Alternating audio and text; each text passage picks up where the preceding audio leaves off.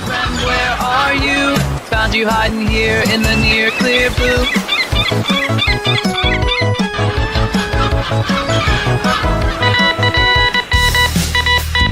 He's been cited by IGN, The Quartering, Timcast, The Daily Wire, Bounding into Comics, and even Dr. Jordan B. Peterson. What?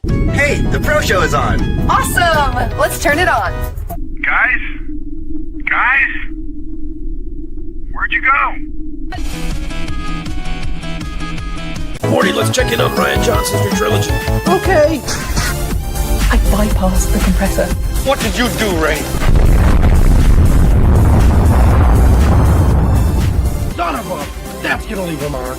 Now, he was okay, after 6-7 weeks. Okay? They get over it. Kids are resilient like that.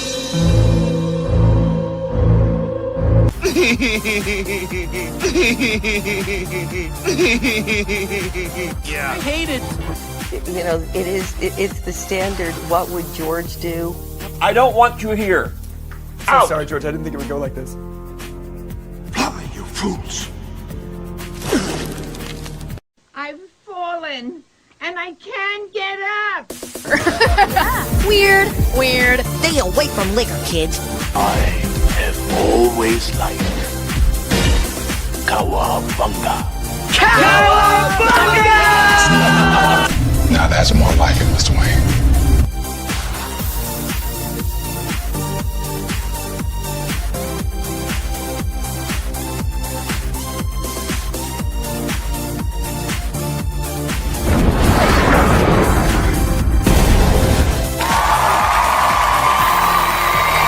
It's about how hard you can get hit and keep moving forward. How much you can take and keep moving forward. The Force will be with you. Always. That's how winning is done. I am vengeance. I am the night. That's what she said. I am Batman. If I won tonight, I would come home and we'd celebrate. Well, I'm coming home, we're celebrating. God bless you all. Watch your habits, for they become your character. And watch your character, for it becomes your destiny. What we think, we become. It's scooping time. Ladies and gentlemen, boys and girls, in just 2 minutes, the lighting at the Magic Kingdom will dim for the performance of the Pro Show. We hope you enjoy and have a magical, truthful time.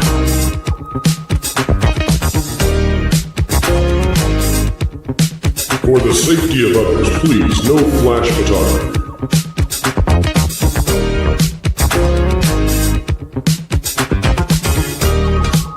And welcome to Provision 3D. All right, everyone, put on your coffee glasses.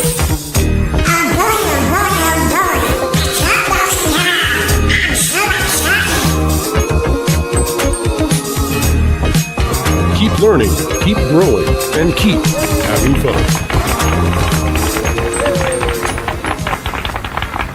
To all who come to this happy place, welcome. You know that you've been taught the golden rule, do unto others as you'd have them do unto you. Yes, Paul. Autobots, roll out. I'm bringing the party to you. If somebody's going to try to blackmail me with advertising, blackmail me with money?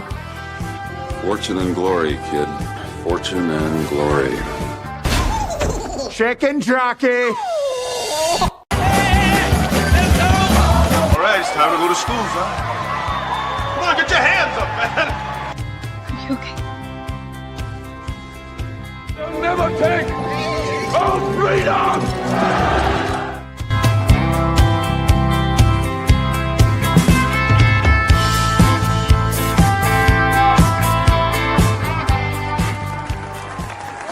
From the redwoods of California to the hills of Tennessee to the Rockies in the Sunshine State and Maine with that bright and shining sea.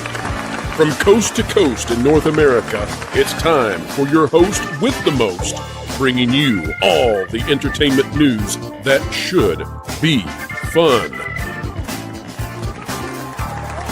Ladies and gentlemen, it's the WDW Pro Show!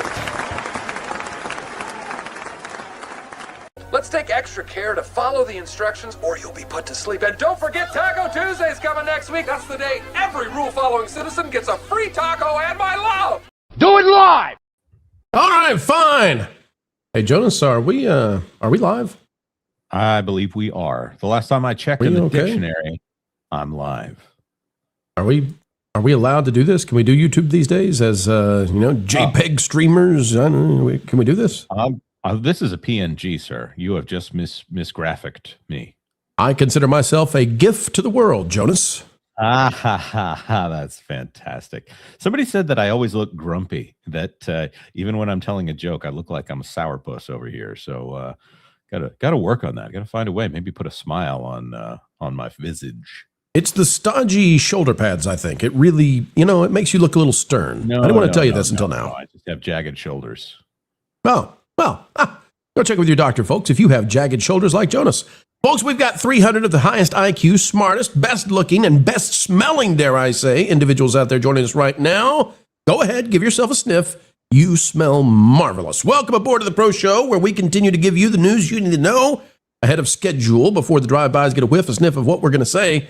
Jonas, let's write tomorrow's headlines, and boy, do we have some, because the censorship playbook has returned. It's different this time, but as we get ready to go towards the midterms and then into the next presidential election, we're going into a revenge tour, I believe, from the authoritarians out there who want to shut down free speech online. We're going to talk about that, but let's get some free speechers on the screen with us, Jonas. Who do we have today? First of all, we have a man who needs no introduction, and yet here we are. He is the host of the 6-Minute Daily, which sometimes goes 12 minutes. Mr. Culture Casino.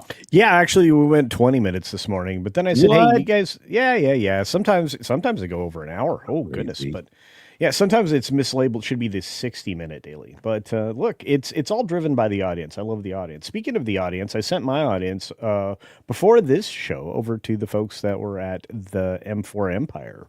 That was fun. Speaking of the M4 Imperious. Empire. Yes. Here we have the Imperatus of the M4 Empire. You know him. You love him. You got turned down on a date for him. Marvin, the movie monster. What'd you just call me? An Imperatus. I thought you called it the Emperadrum. I had wonderful Imperatus one time at a Mexican food restaurant. They are so good. I could have called you Herodrum, but that doesn't apply in this because it's not. The show's getting too classy for me. Marv, you're a little soft on the microphone. Check your settings and see how you're doing there. Yeah. Folks, I'm just so glad we've got these on-cam guys because I was afraid for a moment there we were going to get canceled mid-stream. It's turning into a nightmare out there for some of our favorite friends, some of our favorite streamers and YouTubers who don't show their faces. And it sounds like we're going to have to do the same and start getting Jonas and me on camera someday, just like Culture and Marv. Perhaps. How's the microphone now? Any better? I just raised it up. You raised it up. God, we can hear you. It still looks like a microphone. Now it's too high? No, I was joking. I can hear you. Okay. I don't know. Of course, the audio levels for us in StreamYard are different than whatever the audio is for the audience.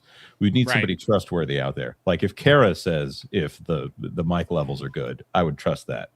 But randos in the chat. Randos? How dare you, Jonas? We about our audience? We have never had a rando ever show up in this chat. What? Never. Why? That's not true. There's lots of randos in the chat. There's also our fans and community members. Kara says Marv is low. So I'm maxed out, so I don't know why.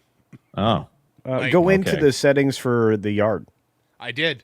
Oh. Yeah. Can you hear All right, this? well, Teddy D. Whoa! WDW. Oh, Teddy D. That's what we call Butamus around here. Teddy D. That's going towards the new studio, folks. We do covet your kindness, and Teddy D is starting us off in the right way. Turns out that studios are not inexpensive to build, building it we are at this very moment because of just how weird things are getting on YouTube. We gotta move fast. Pros got to be on camera in an elevated, expedited time frame beyond what we knew before. And you see that neon sign behind me, Jonas? You see that on the picture? I'm sorry, did you actually say you actually are going to be going on camera? That's what he said. Not today, Jonas, but soon. Oh, but not Marv. Nope. Marv's off. Marv has left us, and now we've only got 1/3 people on camera. YouTube's going to get us right now. Here comes the strike. Actually, maybe they struck Marv. Do you think that's really true? Could be. Okay. Jonas, you see this neon sign I've got behind me? Yeah, I see it. It's beautiful. Would you like to know the cost of it was very cheap to make that when we made it in graphics. Oh, it's expensive if you do it. It turns out it's not inexpensive to make a you know what? sign. you need to reach out to that Tony guy. Homies, it's Tony. Yeah, I really regret. It looks great. And that poster of Beauty and the Beast you got on the left, that just looks the live action Beauty and the Beast. It just looks fantastic. I talked to the neon sign guy. There. We did. I talked to the neon sign guy, and he said, well, you don't have anything below the word pro in that. And I said, yeah.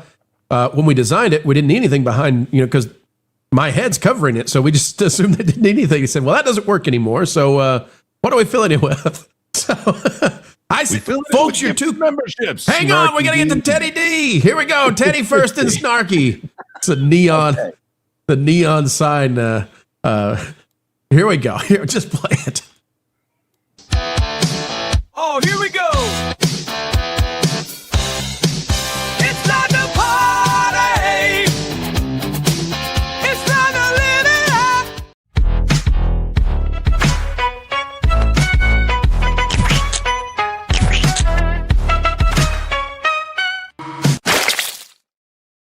It's the Neon Sign Fund. Here we go. Fun. Jonas, I hate to do this to you, buddy. I'm going to have to drop like Marv. StreamYard locked me out of all abilities, so I'll be right back. You and Culture do the show. Here, Marv's back. You guys do the show. I'll return. All right. Any better, by the way? I can hear you just fine. I don't know. We'll have to leave it to the chat. Yeah, seriously. Candle says Marv's microphone is fine. Snarky, we're going to hold up until Pro's back on the stream to celebrate you properly here.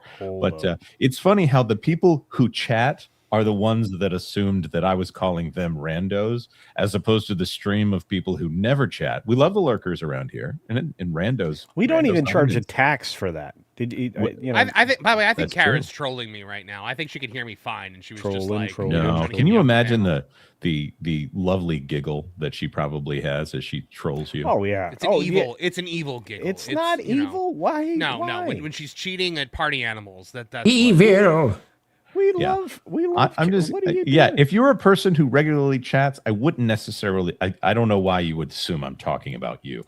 The stream of 50 to 100 people, by the way, that just got memberships. Actually, more than 50 because we've got even more gifted memberships. Snarky. And Snarky said more for the neon sign. No, there's just more than 50 because Medmut sent in 10 as well. It is year.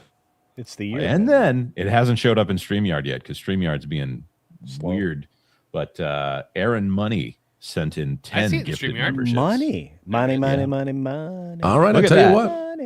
First to Medmut and Aaron for you. Here we go, folks. This is one big cultural appropriation, don't you think? What do you mean? We're just celebrating the year of Medmut. And for Jonas, put him back on the screen, please. No, not Snarky. Or Aaron. Aaron. Thank you, Aaron. Oh, Joe Miller, you just found the marble in the oatmeal. You're a lucky little boy, because you know why? You get to drink from the fire hose! Okay, you ready? Open wide! That one always really irks me. Like that one goes right through me. That clip. Why? What's wrong? What you don't? I just imagine like the force of the fire hose and the teeth and how it bothers me. But I deal with it because I'm a professional. Okay. I also You're changed getting the sprayed settings, with so a maybe fire hose next. I'm not. Yeah. Are we doing super chats right now? Or are we still in celebratory contemplating what Pro's face is going to look like when he finally shows it on stream? Well, I'll tell you this before we get to the super chats. The Marv, your volume's dropping again, buddy. Marv, I think you may have some automatic adjustments going on with your mic. Check those and see. The thing about doing going on camera is that you can't halfway do it, in my opinion. Right? So we get a lot of views, and We've got a lot of subscribers, and people really depend on us to be a high-level professional program. And I just feel like if we go live and I flip on a webcam, I don't think that does it. I think we got to do it the right way. And so we're getting underway with that, folks. I'm going to take this comment as one about I changed your another setting, so hopefully that works. You're good, Marv. You sound good now. Evil Ned, Pro tends to be hot. I agree. Well, I'll tell my wife you said so. All right, Jonas, get us those super chats up on the screen, please. All right, Lord Matawig for $5. Hold on, I gotta interrupt you again. Double Bear says, as soon as Pro goes on camera, 200,000 subs disappear. Oh, it's not that bad, folks. Come on now. We're here for the timbre of your voice. Yeah. Here we go. Mikhail Q says, or Michael Q, depending on how Mikhail pronounces it. Certified Rando. You know, Rando is not a bad word. Rando Savage is one of my favorite wrestlers of all time. Yeah. That's not the right name. Huh? Lord Matawig for $5. It's official. Today is my birthday. And in case you were wondering, I am turning 30. Well, congratulations on your 30th birthday. I think 30 is a great decade. I bet you're going to have a ton of fun with it. And don't feel badly at all. You're just getting started, man. You have the ride of a lifetime, unlike Bob, ahead of you. Yeah. Rock and roll, man. And then Medmutt says for $5, happy birthday, Lord Matawig. Mine was last Monday, turned 63. I think I remember being 30. Lol. And that's when Medmutt sent in the 10 WDW Pro memberships. As they say in Alabama and Mississippi, Medmutt, you're still a young one. No, they can't. A youngin'. That's what they say. Make a wish. Blow out your candles.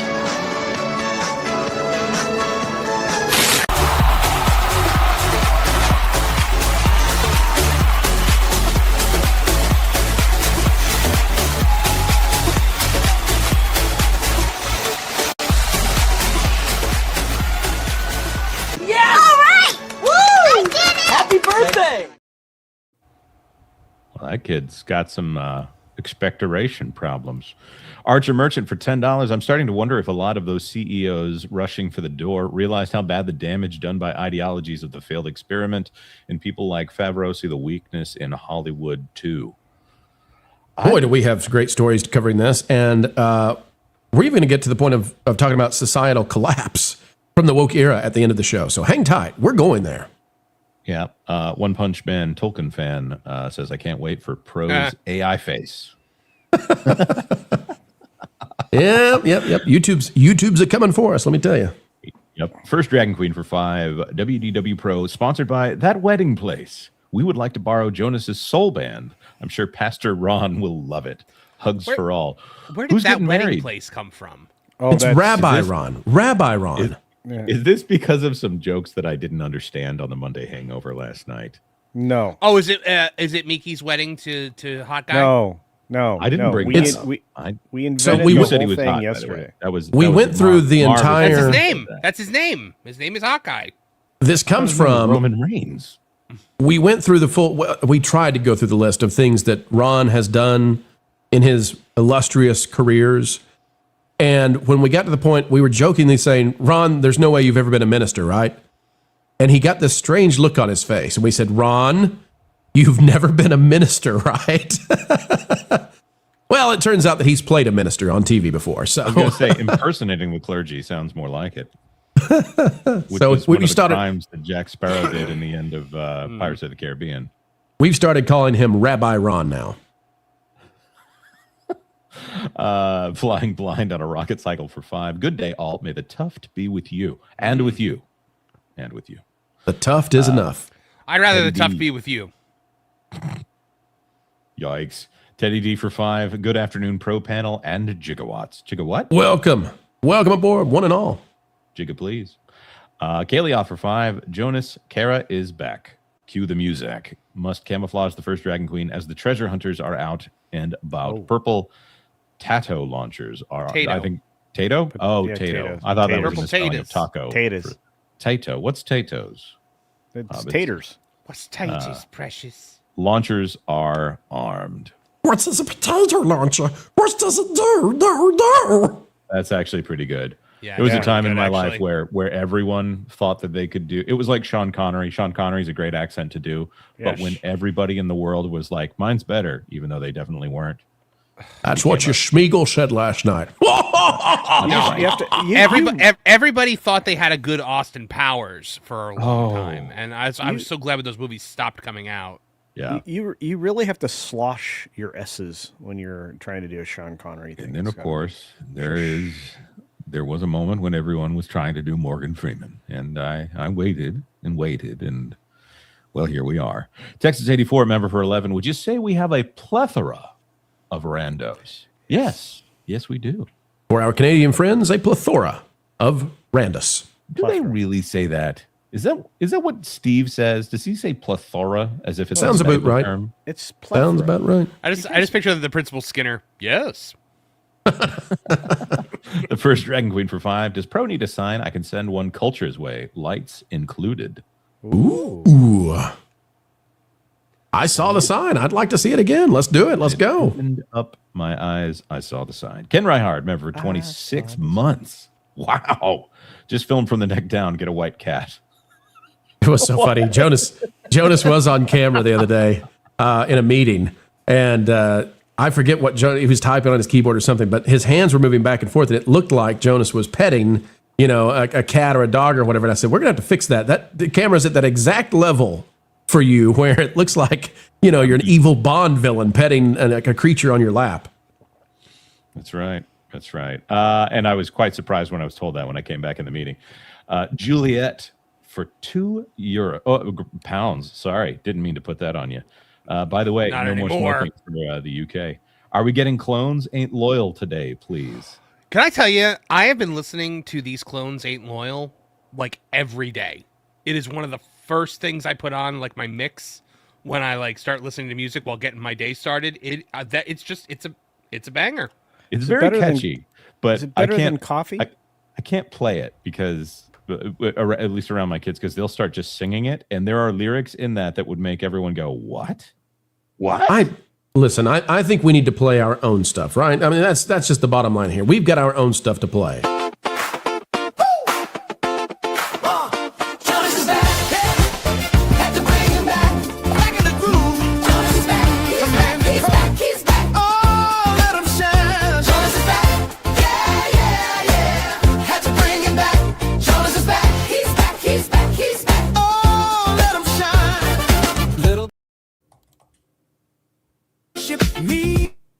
Ooh, this is better. Oh, yeah.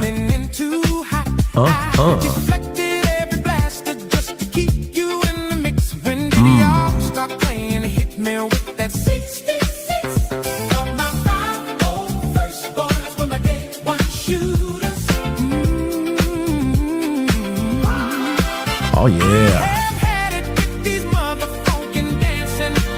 Yeah. I was very nervous the first time I heard that. Get you some Ain't Loyal right there, folks. Get it on. Some people are grooving in their car right now. It's so good. Jonas. I didn't even know you could do that. I didn't know you could. I'm so glad there's more of you below the bar. If you'd lifted it up and you were just, disembodied below the tie, would have been terrifying. I have a green suit, but the problem is, if I do the green suit, he's this black. is getting out of hand. Now there are 2 of them. That's right. 2 there always are. All right. Jonas, what other super chats we got before we hit the first news item? Uno mas. Mark Fields for $2. Positive vibes to you all and to you, sir. Thank you, Mark. Thank you. Thank you. All right, folks. Poor Pro is just barely getting over a cold, so if I mute from time to time, just know it's to avoid you all having to hear me hack and wheeze and cough and sneeze and all that kind of stuff. But if you please, we've got 600 of you joining us right now for the most fantastic journey through what's happening in Hollywood and society at large. And I'm ready to go full Marge on them. Jonas, we've got one super chat, though, before we do so. Sure. Kalioth for $5. It's Jonas Gangnam Style. That's right. Whoop, whoop. Whoopa. All right, StreamYard's doing weird stuff. We'll do the shuffle. Folks, it's time. We're going to stop playing Twister, and we're going to get right into the first news item up on the docket. We're going to rock it The censorship brigade is back again. The authoritarians are trying to get revenge. We'll tell you how they're going to do it and how it's already happening to some of our friends. Get ready. It's the news you need to know right off the chopping block.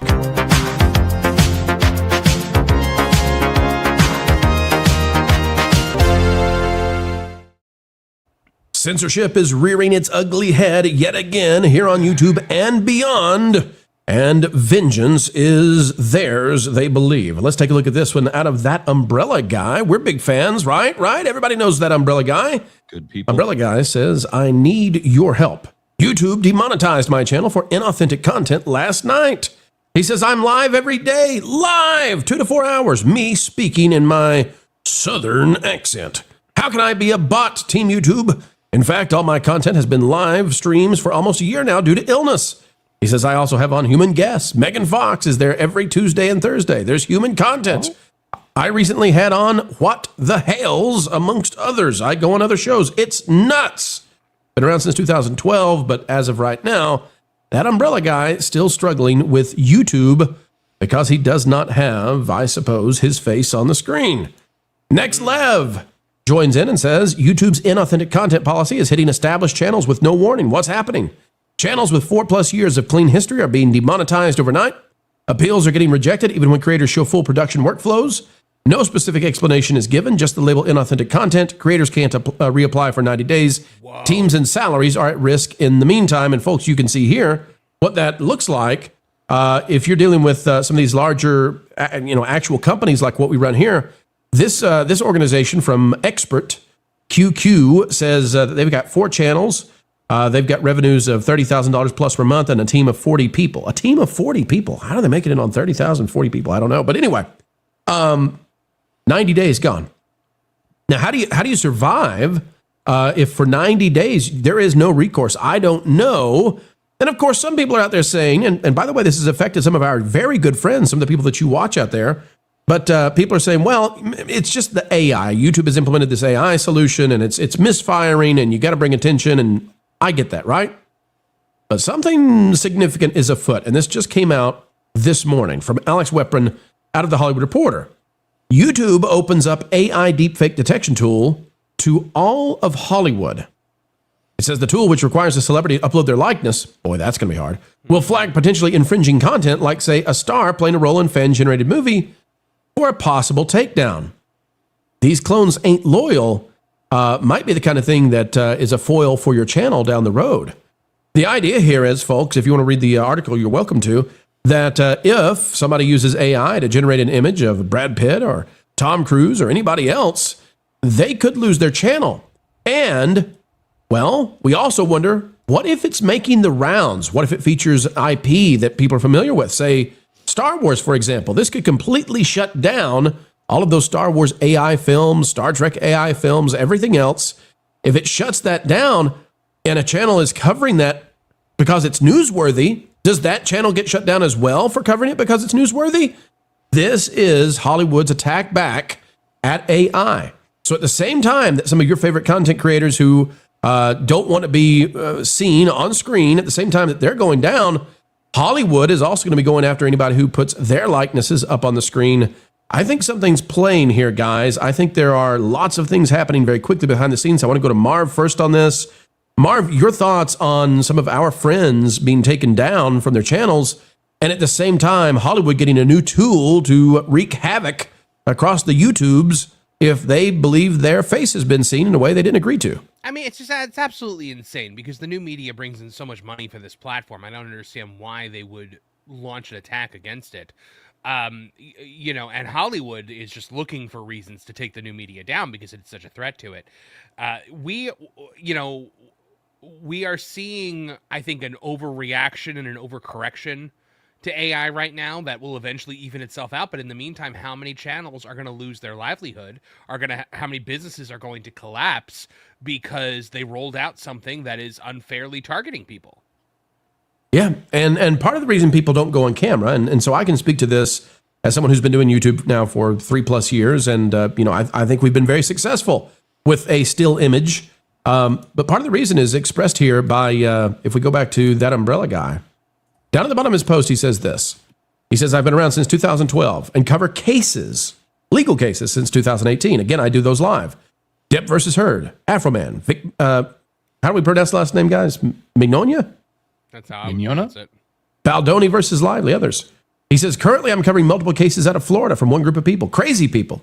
He says, I don't show my face because weirdos online like to make disparaging comments about the young ones, and I got 2 of those. Got to be careful what we say there, folks, because the algorithm will pick that up as well.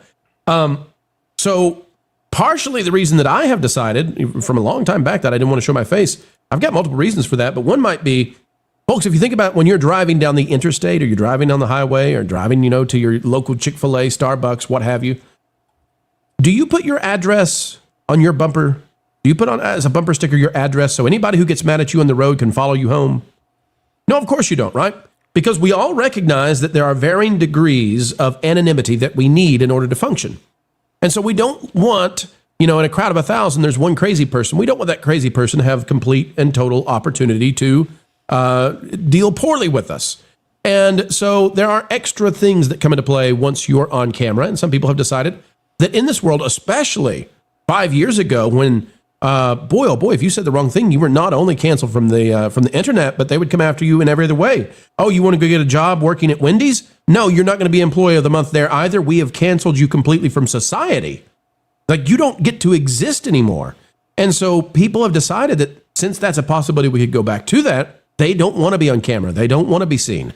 And if you go back to the Federalist Papers from the Founding Fathers, we can all see that this has been something that's been throughout history is, to what degree do you want to maintain anonymity and still present forth your ideas and ideals? Culture, we've got 2 facets of this, of course. We've got going after our friends who don't want to be on camera, but we've also got the people who do want to be on camera now kind of being used as a cudgel. So what do you think about it, Culture? Oh, yeah, Kara would know. Kara would know. Exactly. I think it's awful. I think that if this is being enabled by any platform, it needs to be investigated, and there needs to be some application of 230. Section 230 needs to be revisited by not just Congress, but by maybe even the Department of Justice. I think that the only way that you can't be held responsible for this on a platform like this is with proper enforcement of 230. And YouTube has to live within the bounds of that, and every other platform. It's not just YouTube, it's any place. So I think that noise would definitely stop. The cudgel is definitely being deployed, but it's not just here in the U.S., it's across the globe. The EU is trying to force Elon Musk to show up in Paris for some reason right now so they can arrest him like they did the guy that created the Telegram? The social media instant message. Talking about the place that they were tracking his passages through the world. Yeah, they were. But I'm at my wit's end, because at any point in time, I feel like we could all be restricted. And you got to understand too. So people who are on camera, Well, exactly. You got to understand. So when we do meet and greets with some of the other personalities that we interact with, there are security layers that have to be in place. You got to recognize that when you have millions of views, as we do here on this channel, when you got millions of views per month, 99.99% of the people who are watching are good and kind and generous people. But there are individuals out there that you got to be wary of. And so when you're on the internet, it's at scale. Here's the other part of this, Jonas, that I don't think people are thinking about, because I actually see this as a playbook for how to get back censorship online. Because what happens here now is if elections go in a particular way, you're going to see more interest again in preventing people from sharing their opinions. And if their faces are out there, you know how that'll play out with trying to find another career and that sort of thing. But Jonas, pay attention to what YouTube is saying with the Hollywood Reporter about this new feature they have to detect if you're using an actor's face in AI. From Mary Ellen Coe, YouTube's chief business officer. Quote, I would think of it as a foundational layer of responsibility. We've been working on this for quite some time, since the genesis of thinking through AI tools and the implications on the platform. Frankly, we have not seen the vectors that are even possible, and we are working very closely with talent agencies and third-party management companies to make sure that public figures can actually get ahead of this before something negative happens. Now, Jonas, on the one hand, I completely understand why a celebrity would not want to be featured saying something they never said on YouTube. I got that. Where I see tremendous danger here is, if we hand this over to AI, what is the likelihood of somebody who just happens to look like Robert Downey Jr., who's on YouTube, being picked up, and who knows how close you have to be? What's the likelihood that we start seeing mass cancellations of channels, just like we're already seeing in what seems to be false flag, mistakes made by the algorithm? Right. The question is, you can put up a picture of, what is it, Margot Robbie and Jamie Presley, and there's two other women that are kind of in that same range there. And AI is generally like close, and you can still tell when it's an AI image. Like, what level of fidelity are we talking about to the actor's face? Not counting the fact that a lens can change significantly what a person's face looks like. This is there needs to be a certain percentage match, because it sounds like there's going to be 1,000 flags for, oh, well, this is everything that has your face in it. Right. If you get into a situation where, let's say, you're reporting on someone like a Rachel Zegler, okay, does it have to be an AI version, or do we all of a sudden, for every movie star in the world that says something controversial, all of a sudden they have the right to take down anything that uses their image? That doesn't seem, that seems like the kind of thing that would be flagged in this. There's so much vagueness in how this could possibly be used. Are we only going to put positive comments about people as the ones that can be taken down, or is it all commentary? Because if every conversation has to take place as if HR is in the room with you right now, that is the most boring conversation ever. Well, here's the other thing, too. So Hollywood already gets us every time we show a trailer. If you wonder, folks, why do you not do trailer reactions? We're not playing that game. Every single time we do a trailer, Hollywood studios claim the video and the monetization of it and everything, right? And we get in trouble. We get dinged, and the algorithm doesn't like us. So we're not playing their trailers. We even got dinged by a fellow creator who just wasn't thinking about the music that was in their trailer one time. This time we're not talking about Floral, by the way. So anyway, the Hollywood already won't let you even play trailers to react to them. Are we going to get to the point now where we can't show a slideshow even of still images from a movie or from an actor? I don't know, because I don't know how that algorithm is going to react to all of this, and it's uncharted territory, and they're not going to explain it. And I think it's on purpose. It's to obfuscate and get us to a point where nobody knows what it is, what the heck you can say online anymore. And there we go again. It's a different pathway to the same place we were 4 years ago. Pro, I saw a video on Twitter the other day where it was a woman who said her 10-year-old doesn't understand why she can't be on social media. And so she basically said, like, she was standing in the middle of a field, and she turns around real quick, and you see like a CVS behind her and like a road. And she goes, and she tags this one creator, and she goes, so please show her. And that creator did a video where he showed exactly where that woman was standing in about 10 minutes of just doing work on like Google Maps and stuff like that. Yep. 10 minutes. Absolutely. Figured out where she was, and that's they want you to be scared so that you don't do it, because they want to shut the new media up, because the new media is eating Hollywood's lunch. Well, and remember how much did they celebrate the deletion of one of the most significant conservative voices out there? Yeah. Right, last year there were people celebrating that horrific, awful act. There's TMZ no newsroom. Yeah, TMZ, man, they're just goblins. But they're terrible. But also at the same time, let's also acknowledge that it's not just again platforms. It's the media wanting this, because somebody like Nick Shirley is actually they're making a law against Nick Shirley in California. It's going to pass. It's going to get signed into law, and it's going to have to go to the Supreme Court to get challenged and defeated, because it absolutely will be. But that's hundreds of thousands of dollars, maybe even millions, just to get it where it needs to go. We have a massive problem here in this country. It's called lawfare, and it's about to get leveled against all of us. All right, let's go one level quickly deeper, Marv. I'll get your thought on this. There's another aspect that I think is very worrisome. So we all here, and this is not always true on the panel, but everybody here lives in the United States. And we've got some opportunities to make some things happen, and we can impress upon our politicians and our representatives, that, hey, this is a problem, that sort of thing. We've got X, which is largely free speech, and Elon Musk has done a lot to save free speech in the Western world. But guys, if they make a tool that tracks people's faces on YouTube and identifies who those people are, who is to say that won't be used by some of the other countries out there that are not so friendly to free speech? And what if you do like an interview on the street in the UK, let's say? You go up and you interview somebody on a YouTube channel and they say something that offends in the United Kingdom, and then that YouTube tool is used to go, oh, well, that's Mary Smith and she lives over here. Go pick her up in the paddy wagon. This is where we get into Chinese stuff that I don't like. I don't like tracking everybody's faces and linking them up on the digital space and trying to cancel people out of society for all kinds of things just because they have an opinion, Marv. Yeah, no, absolutely. This could be very, very dangerous. It could be weaponized against the new media. When you go to even places like the UK where they have these draconian laws about speech where people are getting thrown in jail for mean tweets. We dodged that bullet here, but how long will we be dodging it for? If, people are allowed to gain power that want things like that, people like the folks in the UK that are currently running the government over there, how long until we're dealing with something like that? And how long is it that before we're dealing with something like that because people are going to be like, I don't like the way this one man acts on camera. Folks will be covering this. It is the new battle. It is coming back.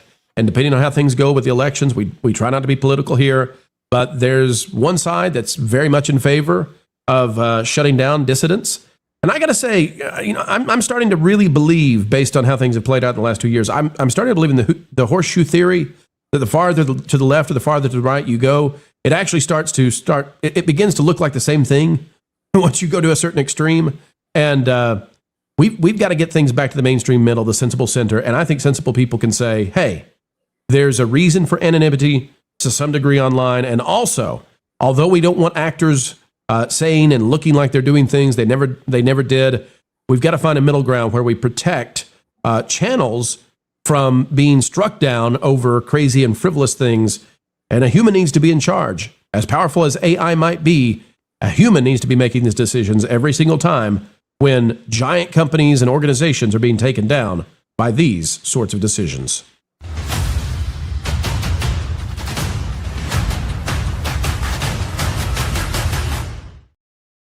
And ladies and gentlemen, it's back to you. Snarky D for 5. Thank you, Valiant Renegade. Jonas, you need to come out of the closet. Who are you? Thank you, everyone, for joining us here today. If you haven't done it yet, hit that little red subscribe button, and please do leave a comment before you head out the door today. I knew it was you. You didn't say please right. And please for like 2.5 hours. And then can we put a SIG hat on the Jonas J. Campbell avatar? That would be great. No. I've already got I'm already thinking about how much my avatar resembles someone. I think Snarky meant thank you to Valiant because Valiant was the first one to play These Clones Ain't Loyal. Oh, I thought he was thanking our own Valiant Renegade in the bottom left quadrant. No. With that 66. Johnny Curry for 5. First time on here for the live show. Took a sick day to do it. I'm sorry you're not. I hope you're just taking the sick day. Hope you're playing hooky. What do you think about the new Battlestar Galactica news? There's Battlestar. I haven't seen new Battle. Yeah, I haven't seen new Battlestar Galactica news. Interesting. Actually, I went to go look this up, and then I found out that they lowered the price of Xbox Game Pass Ultimate. So the only thing I know is that Paramount Plus is putting it up on their service, right? Are they doing that? Because Battlestar Galactica: The Plan, I think, is going on Paramount Plus. Yeah, Paramount Plus adds the Battlestar Galactica reboot, I guess. That's all I'm seeing. I thought Universal had the rights to Battlestar Galactica for some reason. Oh well. Yeah, but the thing is with Universal is they are selling off all of their properties to other streaming services. Peacock is a shell at this point. Like, I honestly think that within a few years, we are not even going to have Peacock anymore. If it wasn't for the Olympics, it probably wouldn't have it now. That's a good point. Yeah. Summer Olympics are coming, though. Well, summer is coming. Yeah. Just the Dutchie for €6. We need to organize a legacy stream for Jonas. Give Jonas his legs. Hold on here. Let's see what we got. Oh, yeah. Oh, not the scout. Oh, that's so gross. There's no legs. I'll tell you what, though. Dakota Fanning beat me out for that role in Predator Badlands. I'm pretty sure I saw you on the Maury Povich show at some point. Why? Ken Reinhardt for $2. Jonas needs digital plastic surgery stat. Hey, man. I can't unsee it. You know, there are other options, you know. I thought he was wearing a kilt. What are we talking about here? There we go. That's perfect. Nice hair. Yeah. Dumb Old Bear for £2. Attacks to keep pro off camera. More like a hex. I get like some people really don't like the change, right? Like they don't want you to go on camera because they don't want to lose the mystique.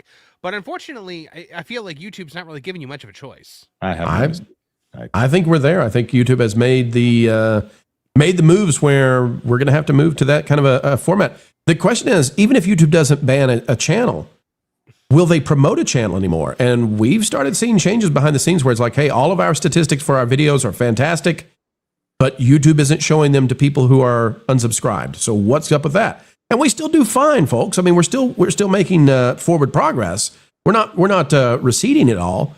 But if it comes down to being on camera or not, we'll have to make the decisions to get the voice out there, because we're trying to promote healthy and beneficial and positive ideas to the world. And that's the priority here. Yeah. Sam Wolf, Life of a Military Wife, member for 19. YouTube changes worry me. Don't show face because of fam. Got you, fam. Culture agree. Culture, you're on camera. You can't agree. You've got your face. No, your beautiful face. I understand that fear, though. I mean, I think that's the whole point. I think it's one of the things we elucidated during that segment, and I'll just say it's absolutely true. I mean, the world is replete with bad actors, and we're constantly being confronted by them. Culture, is it true that you did not? Full of bad actors. Culture, is it true that you did not have a beard until you went on YouTube? Oh no, I've had a goatee at the very minimum for the better part of like 2 decades. Okay, I had heard that you were a clean-shaven bald man until I did do a couple of times where I'd shaved everything off, but that's like a 2-day phenomena because immediately you looked like Mr. Clean until you came on YouTube, and suddenly you said Harry and the Hendersons, here we go. No. The hair's been something I've been donating for, again, the better part of 30 years now. So you're such a good person. See, you took my flippancy and you turned it into something good. Okay. Culture, for those who don't know, you donate your hair to a cause, right? Yeah. While originally it started with Locks of Love, it's now a different charity. I can't remember their name. It's the second day in a row that it fell out of my brain. But they don't charge for their wigs. They are fully charitable and give away the wigs to the folks that are suffering from the effects of chemo and perhaps any of the other treatments that they're getting. So they take my hair, which I give away for free, and then they turn them into, usually with my hair, 2 or 3 wigs. So Culture, could you check with them and see, like, could we mulch down Wilton, just all of him, and donate that to something? I think Anything? I'd be worried. I think I'd be worried. I think mulching a Muppet is not maybe healthy because I'm pretty sure it probably has podge or something similar in it. Is it like a charity for people whose sofas are deflated and they need more stuffing in the cushions? I can't answer that question. Okay. What I do know. I forget how long we had the wig section of the pro show segmented out for. I think we should make a culture wig and have Lauren wear it for a year, like they did. I think that like a ducky, like the ducky tie. The ducky tie. Yeah. Or Impractical Jokers did that, where he had to.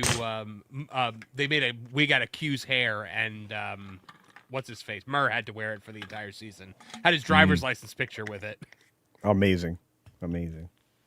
Christian Corriero for $5. I agree with Clownfish TV in that YouTube's AI is intentionally targeting human creators so they don't have to pay them and gain favor with Hollywood. But then YouTube is losing money on that as well because, you know, like think about how much money YouTube makes off of something like Friday Night Tights or something like that. I still tend to think that it has to do with ideology. I really do think behind the scenes that some of the people who run and are, you know, I think they've played the game now, and maybe they're ready to shift back to where they were if they can. Maybe. But we love you, YouTube. We love you. Thanks for letting us do what we do. Packing Protons for $2. Pro and Company should play Trap Adventures 2. Is that a rep game? Is it about rep? I don't know that game. Vixaris, member for 36 months. Wow. Nothing profound to add. Hope the next 3 years continue to keep the channel growing, teaching, and bringing joy to all. Very cool. Thank you, Vixaris. We hope so as well. Yep. Doge Pal for $2. Hassan Piker upset that people like Capcom's Pragmata. We have an article about that up on both that Park Place and Geeks and Gamers right now. Yeah, it was a really weird. People are projecting really hard with this game. Like, they can't handle the fact that people enjoy this wholesome thing, and it's making people be like, I really want to start a family. So, you know, a lot of they're super strange hot takes happening. I don't want to get into it too much, but whoa. Really weird. I'm going to stream that game this week, I think, because I just want to see, like, if it's as good as everyone's saying it is. Yep.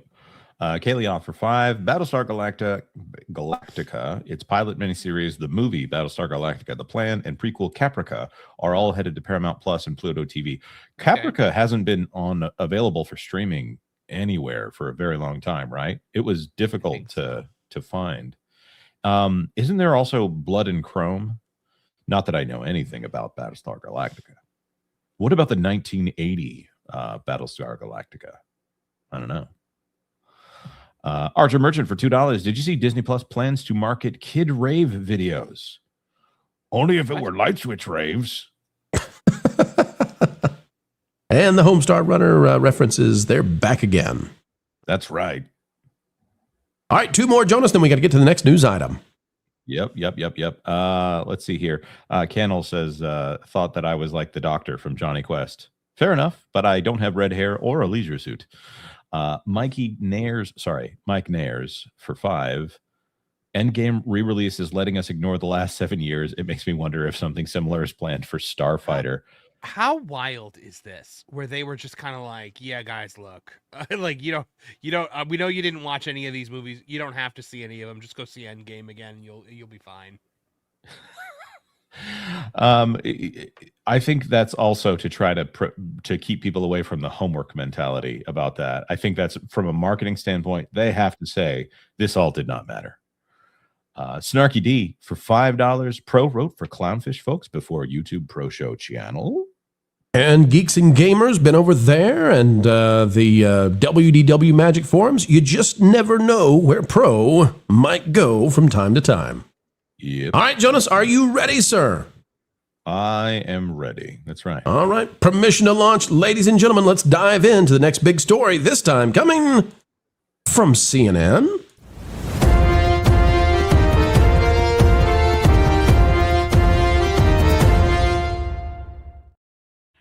White guys' opinions matter less. That's the message from CNN, who, well, I do recall having quite a few white guys on there. Anderson Cooper, yeah, we're looking at you.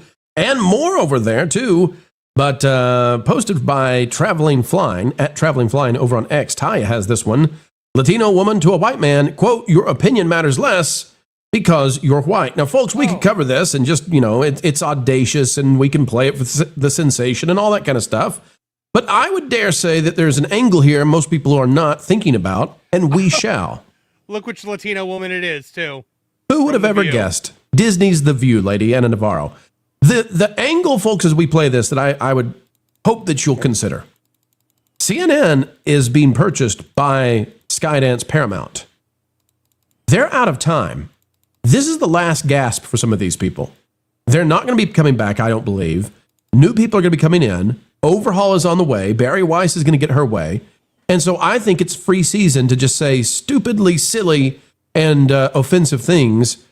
And the thing that I would consider as we watch this about CNN, this segment, I actually may say more about Disney than CNN. Because who's going to continue to employ Anna Navarro? The View on ABC, owned by Disney.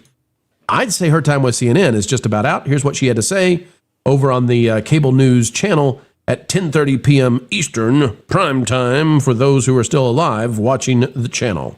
Also, I want to respond to you saying that I was hyperbolic when I talked about a reign of terror. That is hyperbolic. No, it might be hyperbolic for you. as a white man. Oh, okay. It's certainly So not hyperbolic for me being as a racist. Latino. No, I'm not being racist. To dismiss my opinion for being a white No, man I'm not is dismissing racist. your opinion. I am Yes, telling you you are. that what Yes, Latino, you the are. Latino community, the A lot brown of them community disagree with you. in You do not America. speak in one voice Okay, for well, them. let me speak with my voice. I mean, you said I was being hyperbolic. Let me insulted me respond. racially, sure. I'm not. You being a white man as an insult? When you invoke it to dismiss my Being opinion, a white man yes. as an insult? When you invoke it, Are you? as Do you an think? argument. Do you think Latinos are living under circumstances? She should be fired.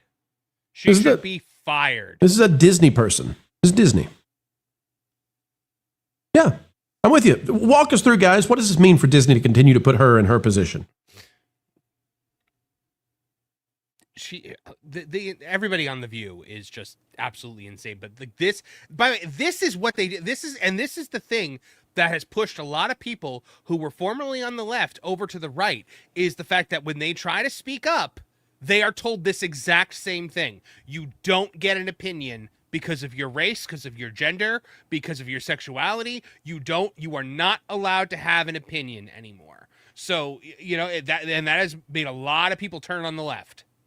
The other thing, too, is it's caused a lot of people to leave the legacy media, because who wants to watch this? Right. Who wants to watch this scream fest at each other? And, she's offensive and he's trying not to be, but who wants to watch this? Here's more of it, folks. This is what you're not missing by watching the new media instead. That other people may not be right now in this country. We're about to have a whole conversation about that very thing. But I just want to make a point that, Brad, all she's saying is that her view of the situation is different from yours. I don't think that's an insult. There you go. You're wrong, of course she's going to jump in and be like, no, she's right. Yeah. Look, I'm sick and tired of this. Everything's coming from the most disingenuous place right now. And she's not saying it's a race thing. It's just different because of race. And that's 100% not right. So... Well, Culture, we're going to talk about that in just a little bit, so I'm glad we had this conversation. By the way, you're wrong and evil and stupid. All right, so no, that's the game plan that she does. That's how they handle it. This is the legacy media, guys, and this is why people switched over to the new media. And I know the new media, to a large degree, has let people down. It did not fulfill what it was supposed to do. Some of our personalities out there really have underperformed. I get all that. And yet, I don't want to go back to that kind of stuff. But what does it say? It's open season to be crazy at CNN while they're going through their turnover. But Disney is keeping these kinds of people. Jonas, she's not a CNN person. Ana Navarro is on there as a guest. She's not a guest on ABC. She's an ABC News lady. She's on The View every single day with these kinds of abrasive and diminishing opinions about others. Yes. Ana Navarro makes money saying controversial things. She's not really a news person. She's an agitator. That is the only thing that she does on The View. And having her go up against some guy, I notice it's not Scott Jennings, by the way, because I think Scott Jennings would have a very easy time with this line. Destroying her. Well, to that point, Jonas, I think there are personalities like Ana Navarro that don't want to go on with Scott Jennings anymore because they'll get wrecked. I agree. And Ana Navarro has shown that if there's a horrible opinion that she's uninformed on, that she thinks that she can take the brown pass on, she'll take it. So she's conflated different Latino cultures. She has obviously conflates any conservative viewpoint. She's there to make the quick, reductive argument, and that is it. Now, here's the thing. The new media has given an opportunity and was given an opportunity as well. So it's reciprocative. So Culture, Marv, if we look at this, the new media has had the opportunity to have decent and deep conversations. Sometimes it hasn't performed that way, but I still say that the best thing going forward are fair and open and kind conversations that elevate, that are intellectual, that are not this. And this is what cable news was and still is to a large degree, is just shouting and yelling at each other. Why do people want to watch this? It's Jerry Springer in a suit and tie. because we have lost the ability to actually have civil conversations about things anymore. The last classy move that's ever been done in politics was John McCain was holding an open forum, and this one woman got up and she was just like, "You have to stop Barack Obama because he's a terrorist and this and that," and he stopped her and he said, "Ma'am, that's not true. He's just a very nice man who happens to have an opinion that differs from mine, and we're going to keep it on politics." That is the last classy move that has happened in American political discourse. Since then, it has just been he said, she said, screaming nonsense insults. And that's from the politicians down to just the regular people who are trying to talk about it. It's insane. We're going to be bringing in LW Ghost in the next segment. And he sent a message to us saying this is audition material for when they are gone from CNN. Mm-hmm. Culture, that's exactly right. This is over for CNN. It's going to be changed. It's going to be adjusted. It's disgusting right now. And so they're going full clown world because they're trying to find a new circus to hop in with. Yeah, the problem is they're running out of circuses. Now they're going to try to aim for bread. What do you think about Disney, though, Culture? How long does this go on? How long does it go on with Disney being a circus? Does Dana Walden, I mean, at what point do they say we can't have the View act like this? We can't have these people on here. You've already seen the pivot in several different areas. Of course, none of them being television yet. Dana Walden You think Jimmy Kimmel's gone in a year? Yeah, I think that he plays out his contract just like Colbert is right now. Colbert was going to be gone either way. It didn't. Colbert with no celebration as he goes out. He gets no swan song exit. They've been giving him he's been giving himself a swan song exit and just exuding all of it. Like even the mainstream media has turned on him because it's just been so heavy handed about how wonderful he is for the last year. So now we're at the end of his tenure and there's nothing left to say. It's a farewell tour with no audience. What's his face? Who was it that came on recently and like read it was John Lithgow came on and read a poem about the greatness of Stephen Colbert. Give me a break. He had Duchelot on not that long ago too. So the names you come up with, the Culture. I love it. I'm getting sick and tired of that. But look, this is LW Ghost is 100% right. They need a landing place. They're going to run out of them. And to make the final point, just a moment ago that I started, you've already seen a pivot in Disney. It just isn't happening in TV yet, and that's all Dana Walden's fault. Because you're seeing a pivot in the theme parks, you're seeing a pivot in a lot of other areas, and you may be seeing a pivot in films, especially, as we all expect here on this panel, I believe, Doomsday to take a giant doom on everything. Giant Deuce Day, I would say. There you go. And it's already happening at CNN.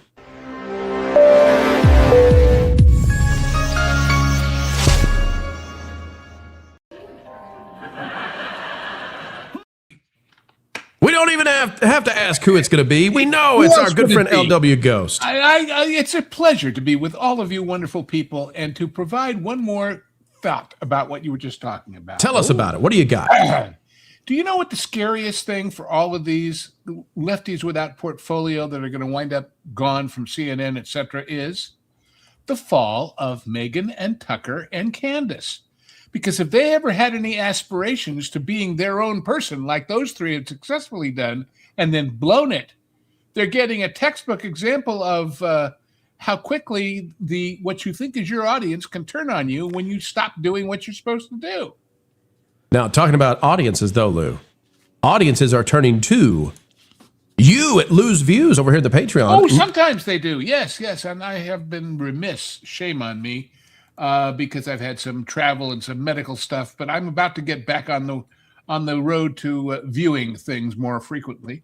Well, that's why we're saying it's a confetti parade as people get ready to welcome back some more content from you over here. And right now is the best time to subscribe become a member of Lou's Views. Avoid the rush and join now, by God. For $5 whole a month, I give you the benefit of my 73 years of experience in life on planet Earth. I tell you.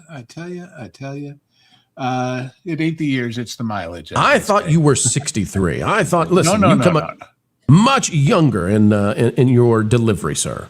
Well, I'm still getting ads in my grocery shopping feed telling me to celebrate St. Patrick's Day with Guinness, and that's been, a month since my birthday, St. Patrick's Day. So, time is an illusion. Time is relative. Time is You keep this up, people are going to figure you out. I'm going to have to watch you today. Jonas J. Campbell, get those super chats up on the screen. First of all, two-stepper here. Joppy for 100 Swedish crowns. Okay, one exception to clarify something. I struggle too much with super chats, but I can handle comments to vids since I can write those slowly, and the text field is more comfortably placed. And then sends in 50. Joppy, thank you. Thank you. Thank you, Joppy. And I know you're going through a struggle, and I just want to tell you, if we just see your name out there in the chat, it makes us happy to know you're okay. All right? So you don't have to gift anything. We appreciate it when you do, but just know that your health is important to us. We hope you're doing well and hanging in there. It's no fun to be visually impaired, and it's quite the challenge, and I think you're handling this heroically. Keep going and going, Joppy, and thank you for letting us see your name again. It's so good to know that you are pushing through all that life is throwing, and we're glowing with you out there in the chat.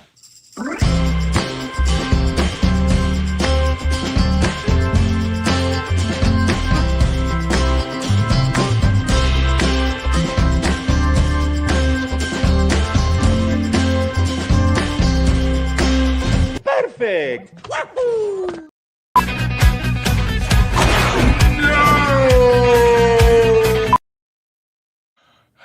And Joppy, if you could not see what just happened there, it was Chuck Norris giving a roundhouse kick to Darth Vader with the one of the greatest scenes in all of Star Wars. You know, in a previous Super Chat segment, Jonas, you mentioned the 1980s classic. Look at that. No, By your I thought it was command. late 70s. Wow. Late 70s, yeah. When did they did this, and it was kind of an obvious ripoff of, I mean, what do they call the guy? Glenn Larceny? Yeah, Glenn Larson, yeah. And then Interesting fellow. they did Interesting fellow. But anyway. Yeah, Right. here's the booklet. Of course, I have the entire television history and everything else, but I am such a huge fan of Battlestar Galactica. I even like the new series. I like the direction they took it. I think Ronald D. Moore is one of the few people that actually maintains some writing credentials. Oh man, amazing television writer. But you know who's even more of an amazing television writer? Snarky D. Another What is going on Well, he's here? writing his way into the history books of this television show, I'll tell you that. That's over 200 gifted memberships this stream, guys. We're doing a spritzel. Please, sir, may I have more pro memberships? What?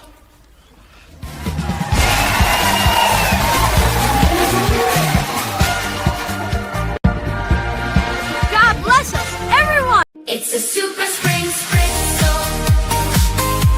Pedro's big year has Disney dropping. It's a super spring spritzel. Take down Star Wars, Avengers, oh please. They picked the wrong people.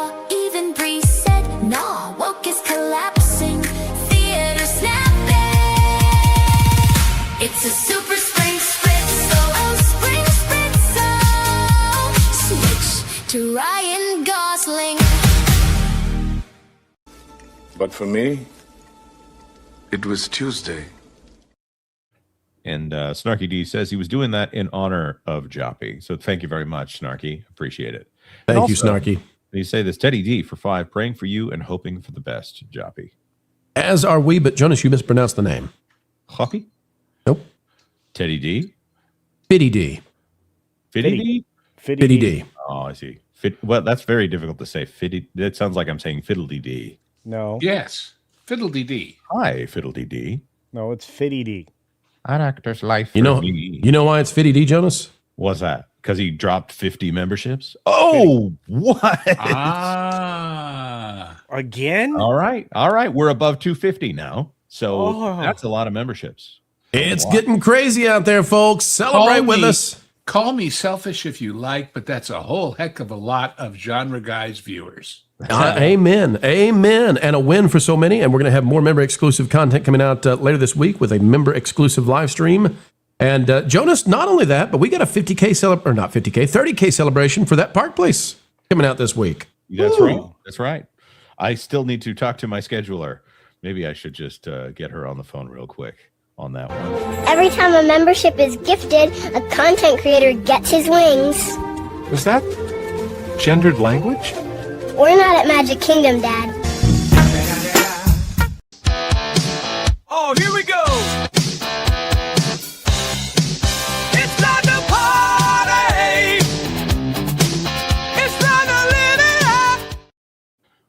Thank you, Fitty D.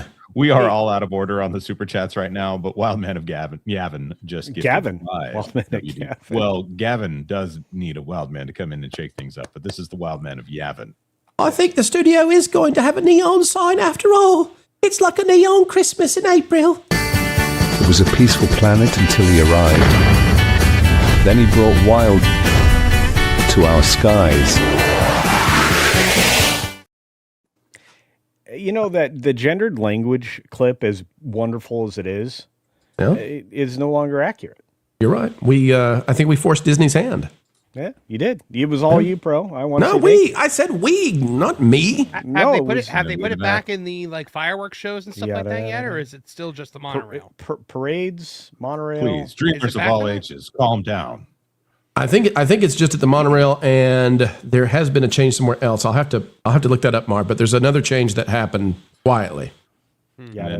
Texas 84 gifted 5 WDW Pro memberships. We got a clip for that one.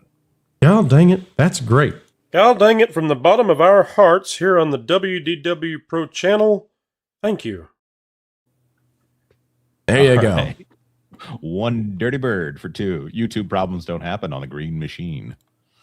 They got some stuff going on right now, but we love them too. Yeah. There can be only 1 for 5. Did someone say kilt? Is Lauren ready for a marathon? Here we are with the princes of the universe. Wow. I hope Mara Jade shows up in Starfighter. I cannot wait for him to watch every single Highlander movie back to back to back. I've only seen the first one, and it has an amazing first 10 minutes, like unbelievable first 10 minutes. Well, It's amazing for the entire thing, Jonas. I'm looking forward to the new Highlander. Happy Halloween, ladies. The new Highlander is going to be very should good. be. Yeah. The pictures I've seen have looked really, really good. As long as Batista doesn't ruin it.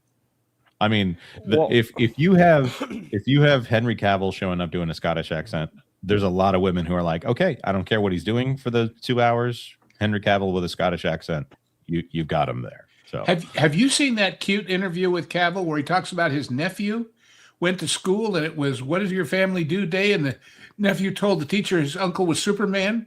And the teacher got mad and sent him home with a nasty note. So the next day, Henry came along to school to show that, yes, indeed, his uncle really is Superman. So. That's funny. I like that a lot. I had heard like one of the things that made me fall in love with him before he became Superman was from one of his trainers. He was like doing squats like with the bar with the weights, and he got stuck. And the trainer went to help him, and all of a sudden he just heard, "I'm Superman.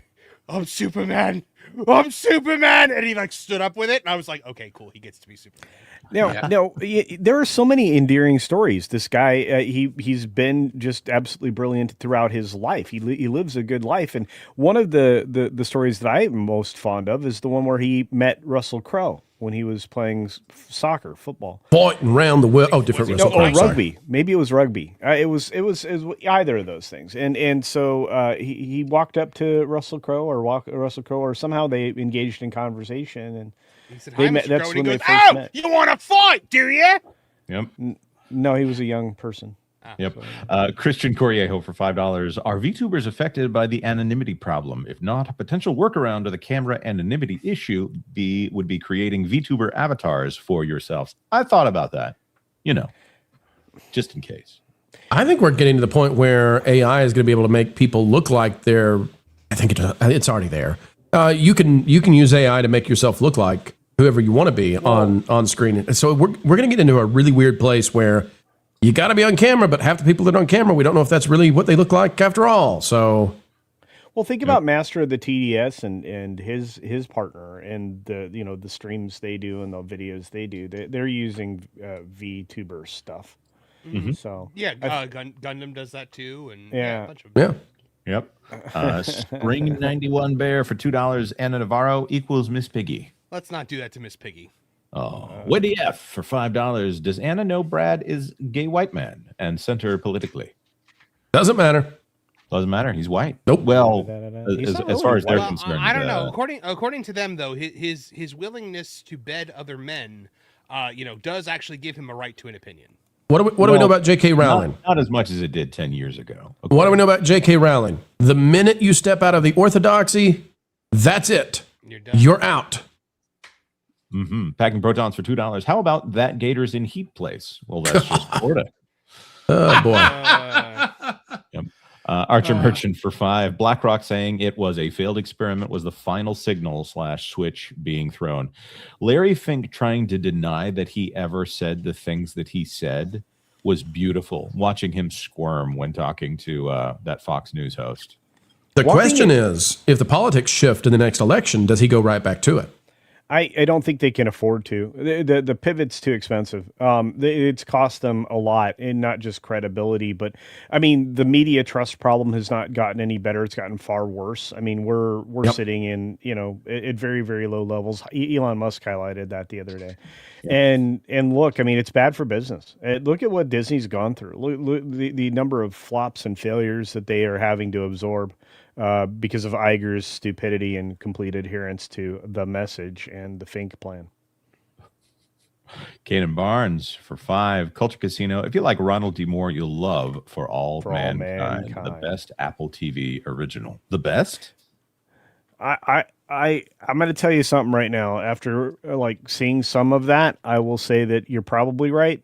But Apple TV is, not my friend right now. I just did a video on Jessica Chastain's Garbage Time series. It's going to be coming out on that in July. Right. I mean, it's just too easy. They'll call it the idiot savant. Snarky D for $5. The best YouTube community. Take that, censors and fake algorithms that try to control us. That's right. You truly are a stink nugget.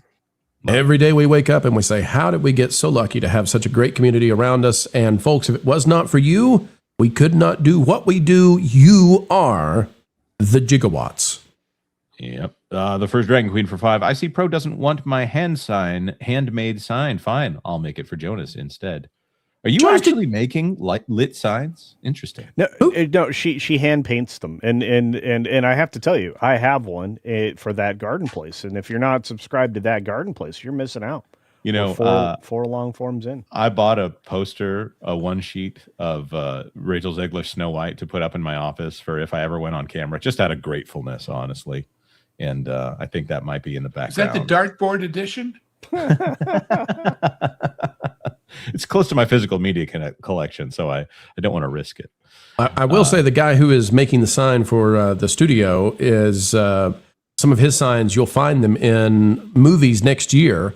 It turns out there's not that many people anymore who make real neon signs. It's a dying art form, I guess. There's just not. It's very difficult to do neon signs these days, and we may get him on a podcast in the future. I thought the story was fascinating about how difficult it is now to do neon, and the adventures he goes on with these signs and dealing with famous people who need signs. And we're not one of those famous people organizations here. I'll say that, but. I'm not trying to put myself in that kind of level, but it's just fun to hear him talk about, I got this request last year from Ford, the Ford Motor Company, and here's what they wanted, and here's how much time I was given. I thought, this is fascinating stuff for people who are interested in props. My favorite sign guy is this guy, Tony, on Instagram. He's a Chinese guy. And oh yeah, that guy. They'll play like a cultural clip. It'll be like, "It's ma'am." He'll be like, "Sure thing, homie." Anyway, we got these signs here. Hey, homies, it's Tony. Yeah, it's amazing how some of these very basic commodities that we use for so long are disappearing because of second use. I happen to own a really wonderful pachinko machine, and it's one of the ones with a video display in the middle. And the guy I bought it from said they're getting very hard to find. Why?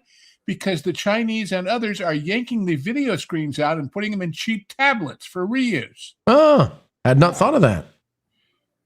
Well, on the neon side thing, I did not realize until talking to this guy that the EPA, under some of the prior administrations, now they have to inspect anybody who makes neon signs, and it's incredibly arduous what they have to go through to prove that the gas they're using is, not being supplied by foreign states that don't agree with the U.S.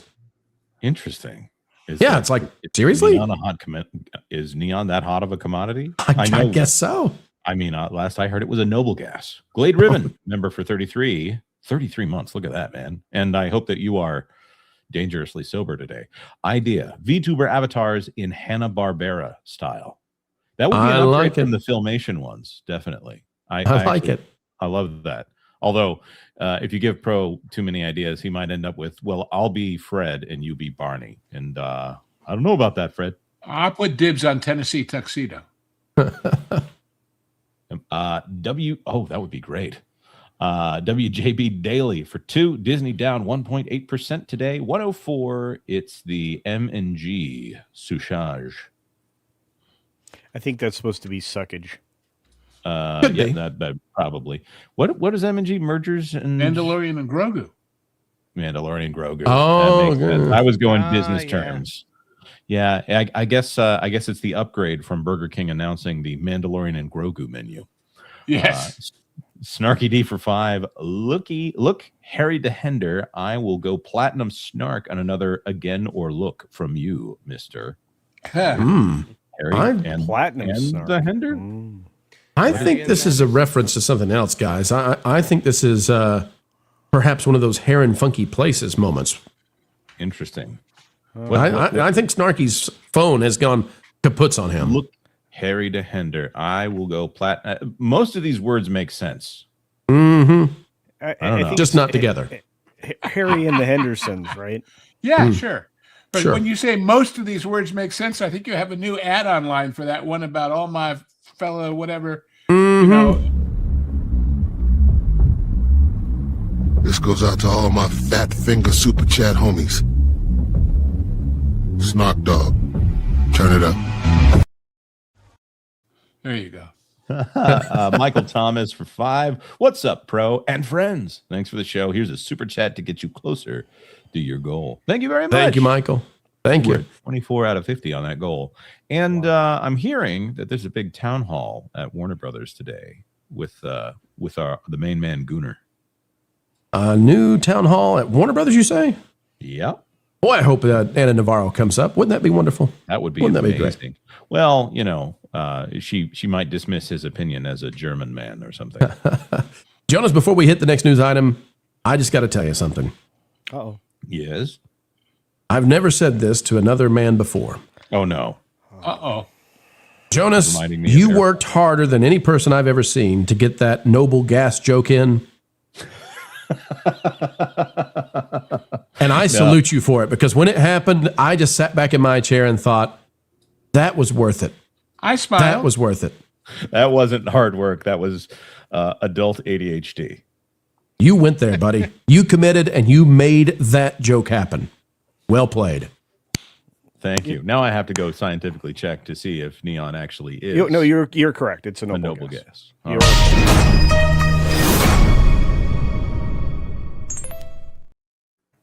Folks, he's a source of nobility in Hollywood. Jon Favreau is now saying what we have told you for quite a while, confirmation indeed, that Filoni has taken over his baby. Out of Games Radar, we're covering it by Molly Edwards.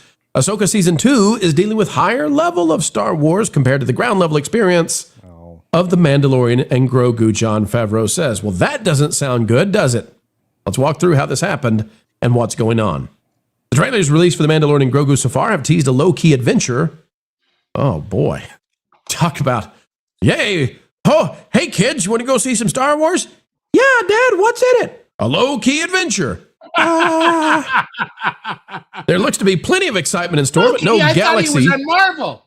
Yeah, that's a good, well played. There looks to be plenty of excitement in store, but no galaxy-shaking revelations or battles.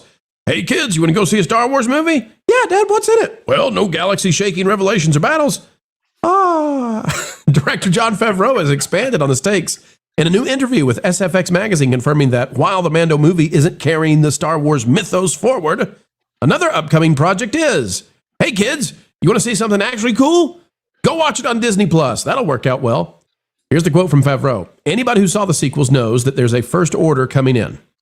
Like 20 years from where we are now in the storyline. Can't wait for that. And then Ahsoka Season 2 is coming out, which I've seen all of. And that's definitely more dealing with the larger picture, a higher level. That's about the officers and we're the enlisted men. This is more of a ground level of experience of what's going on. You're seeing the backdrop, which, by the way, is what the first Star Wars started off as. This is some of the worst stuff ever to promote the film. Not only is it boring, Marv. I disagree. It's the backdrop for the sequel trilogy. Take it away. What do you got? I'm pushing back on this. All right, go. This is, don't worry, this has nothing to do with the sequel trilogy. Yeah, okay, I agree on that. I agree on that. That's a good one. That's what I read this as. That's Ahsoka season 2 is going to deal with the First Order. We have nothing to do with any of that, folks. This is just Star Wars. It's a fun, it's a fun, compact story. It has nothing to do with where we're going, because the one thing everyone's been saying since they started with the M count stuff with Grogu and trying to make the clones, stuff like that, is all of this is just leading toward Clone Palpatine and Snoke. And he's saying this has nothing to do with that. Okay, let me play with that for a minute with you, okay? So what we had heard and what has now been confirmed by Favreau, and we're not going to put this up on the screen and take too long to find it, but Favreau has said recently that The Mandalorian Season 4 has become Ahsoka Season 2, and that now we have the Filoni script for what The Mandalorian is, which is this watered-down version. Marv, I agree with you. Staying away from the sequel trilogy is good. The problem is, as long as the sequel trilogy exists, and as long as we still make any kind of reference to it with Ahsoka Season 2, Star Wars is still stuck where it is, with people saying, screw this, I don't care. I don't care about Baby Yoda. I don't care about The Mandalorian. I don't care about Luke. I don't care Ahsoka, because I know where this goes, and I despise it with every part of me. I hate it. Marv, why can't they just let it go?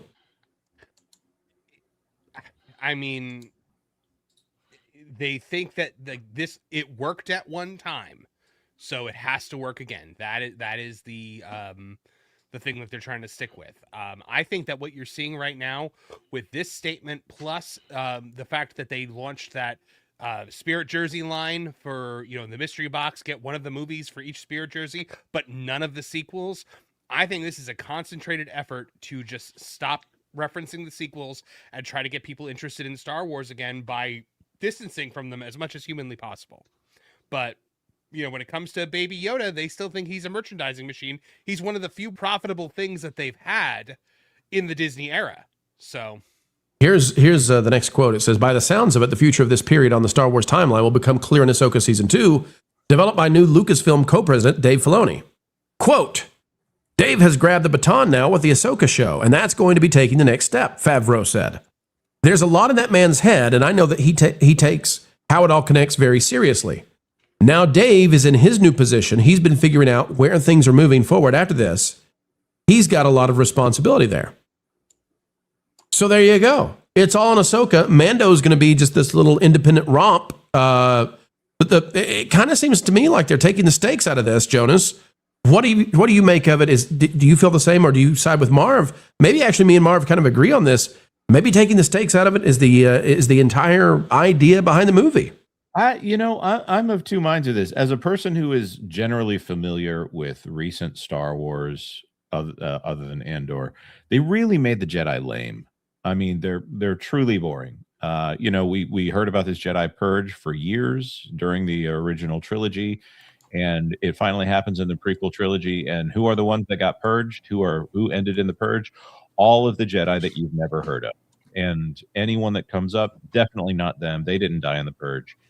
And now we are in this era of Ahsoka where it seems like anybody is a Jedi. Sabine Wren is a Jedi at this point, despite, again, being she actually did train, but the fights were so lackluster in Ahsoka Season 1. I do see that they're actually working on them more for Season 2. But everybody's a Jedi. In fact, there are other sects of Force users out there that aren't even Jedi, so the Jedi don't matter, essentially. And Mandalorian Grogu is over there, and it's got its own lame problems right now, because the Mandalorian's going to be taking off his mask, and for some reason, Sigourney Weaver appears to be appearing as herself. So they really need anything they can do to get this as mass appeal as possible, and I think they're sanding off edges one after another to try to get people to watch this show. I have no problem with a smaller stake story.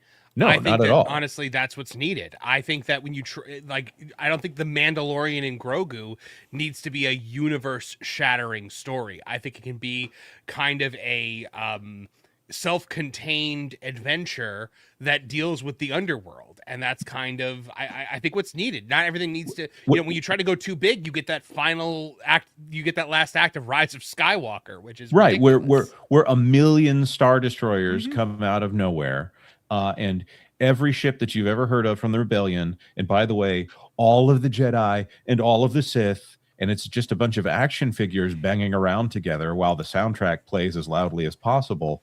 And it is as if AI made The Rise of Skywalker, except that it is so lame that even AI has a better job of it. Like AI and a good editor could have made a better movie than Rise of Skywalker. I disagree with you. For Star Wars to be relevant, it needs to be as big as it possibly can be. They don't even have the cojones to make a high quality underworld story. We saw that in Boba Fett. The book of Boba Fett was complete trash. I'm sorry. Are you saying right now that the Mandalorian needs to have universe altering impact on Star Wars? I think it just needs to be big enough that it makes some kind of cultural impact, because Star Wars right now, and the reason we all get so angry when we talk about it, is now irrelevant compared to where it used to be. Think about the fact that this is a franchise that went away for a long time. It came back with some prequels that were mid at best, and then all of a sudden, we had even more popularity and another generation that was in on this. Story scope doesn't help with that. Like the Rise of Skywalker was you had a fleet of Star Destroyers that could each destroy a planet. What you need is not a big universe shattering story. You just need a good story. It could be a good story with two guys sitting in a room and it'd be fine. Just gotta be good. It has to be good, but here's the problem, right? We're already down on the ground with Mandalorian and Grogu. There's not a lot more to develop here. Pedro there's no character arc. I don't mean to interrupt, but this is the problem. We're coming in, so this is not we don't get to start at the beginning. This is the end of the Mandalorian. The Mandalorian was 2 great seasons, and then an awful dog food level 3rd season. And we can pretend this is a standalone movie. This is season 4. This is the finale. This is it. It's over. So if it's just season 2, the end was Luke Skywalker comes to train Grogu. So if the end is, we got to go do a thing that has no impact on anything, it's like, I don't know that that's the finale to something. It's a story, but it's not the finale to something. But it has an impact on the characters in the story. Not everything has to Is Baby Grogu going to say something? Is that the character arc that impacts him? He might. I don't know. The whole point of this was I'm not defending the Mandalorian. Mandalorian season 3 was garbage, but I think we're all forgetting that Mandalorian seasons 1 and 2 were actually good. And if they let Jon Favreau have the wheel instead of KK in this one, I think that it's possible he might be able to turn out something good. I don't like that Pedro is taking the helmet off. I think that the Grogu ship has kind of sailed in terms of merchandising, but Jon Favreau has never given me a reason to not trust him. Lou, let me go to you on this one, because I think that's the perfect segue to what I'm interested in about this. I think Jon Favreau's done after this. I think he might be leaving Star Wars. What do you think, Lou? Is it time for Jon to exit and get out of there? Long past time, because every time they applaud him, they disrespect him at the same time, to my mind. How so? Well, because they say, oh, you're wonderful, you're marvelous, and we're going to make all this stuff that would have nothing to do with you and is totally against what you put up. Right. You can't keep punching people in the nose and have them say, I love you. It feels Marvel-esque. Exactly. Right. He was done the same way. He's a loyal guy. He's trying to make it work. But to me, the whole issue of whether it's a big story or a little story or whatever is one of context. When we saw the first trilogy, it was an adventure. It was an adventure, period. But now that we've got this huge universe of characters and subplots and new orders and old orders and whatever, are we watching this as people enjoying a story?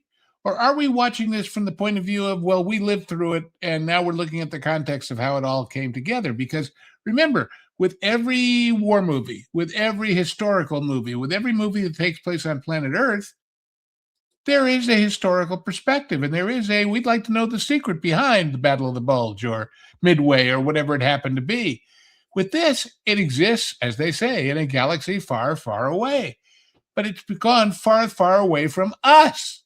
It's left us behind with all of these intricacies and all of this, what's canon, what isn't canon, and who was there before so-and-so.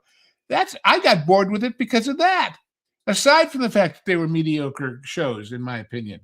And it's amazing to me, Lou. It's amazing the parallel here with Marvel. Yes, because exactly. Jon Favreau calls Lucasfilm, Kathleen Kennedy, and says, I think I can help you. He comes in, he produces 2 great seasons.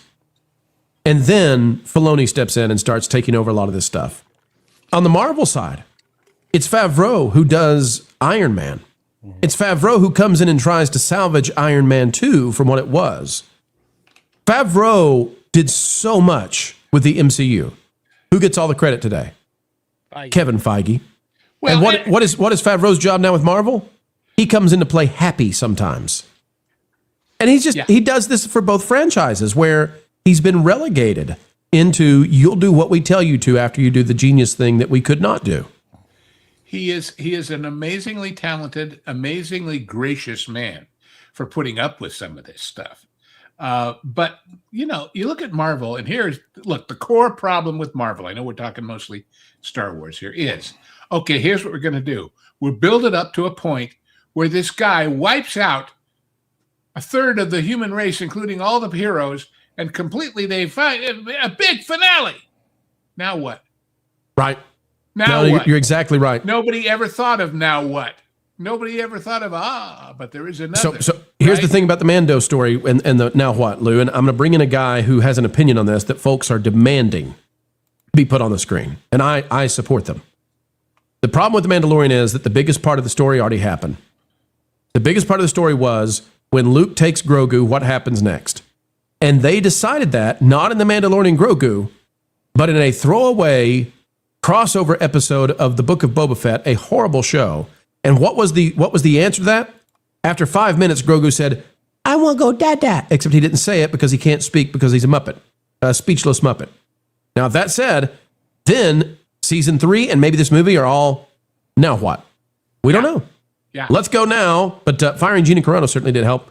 Let's go to the guy who has an opinion that we must hear in terms of, will Jon Favreau pull off anything here, or is it Dave Filoni's show? Here he is, the myth, the man, the legend. I want to hear it.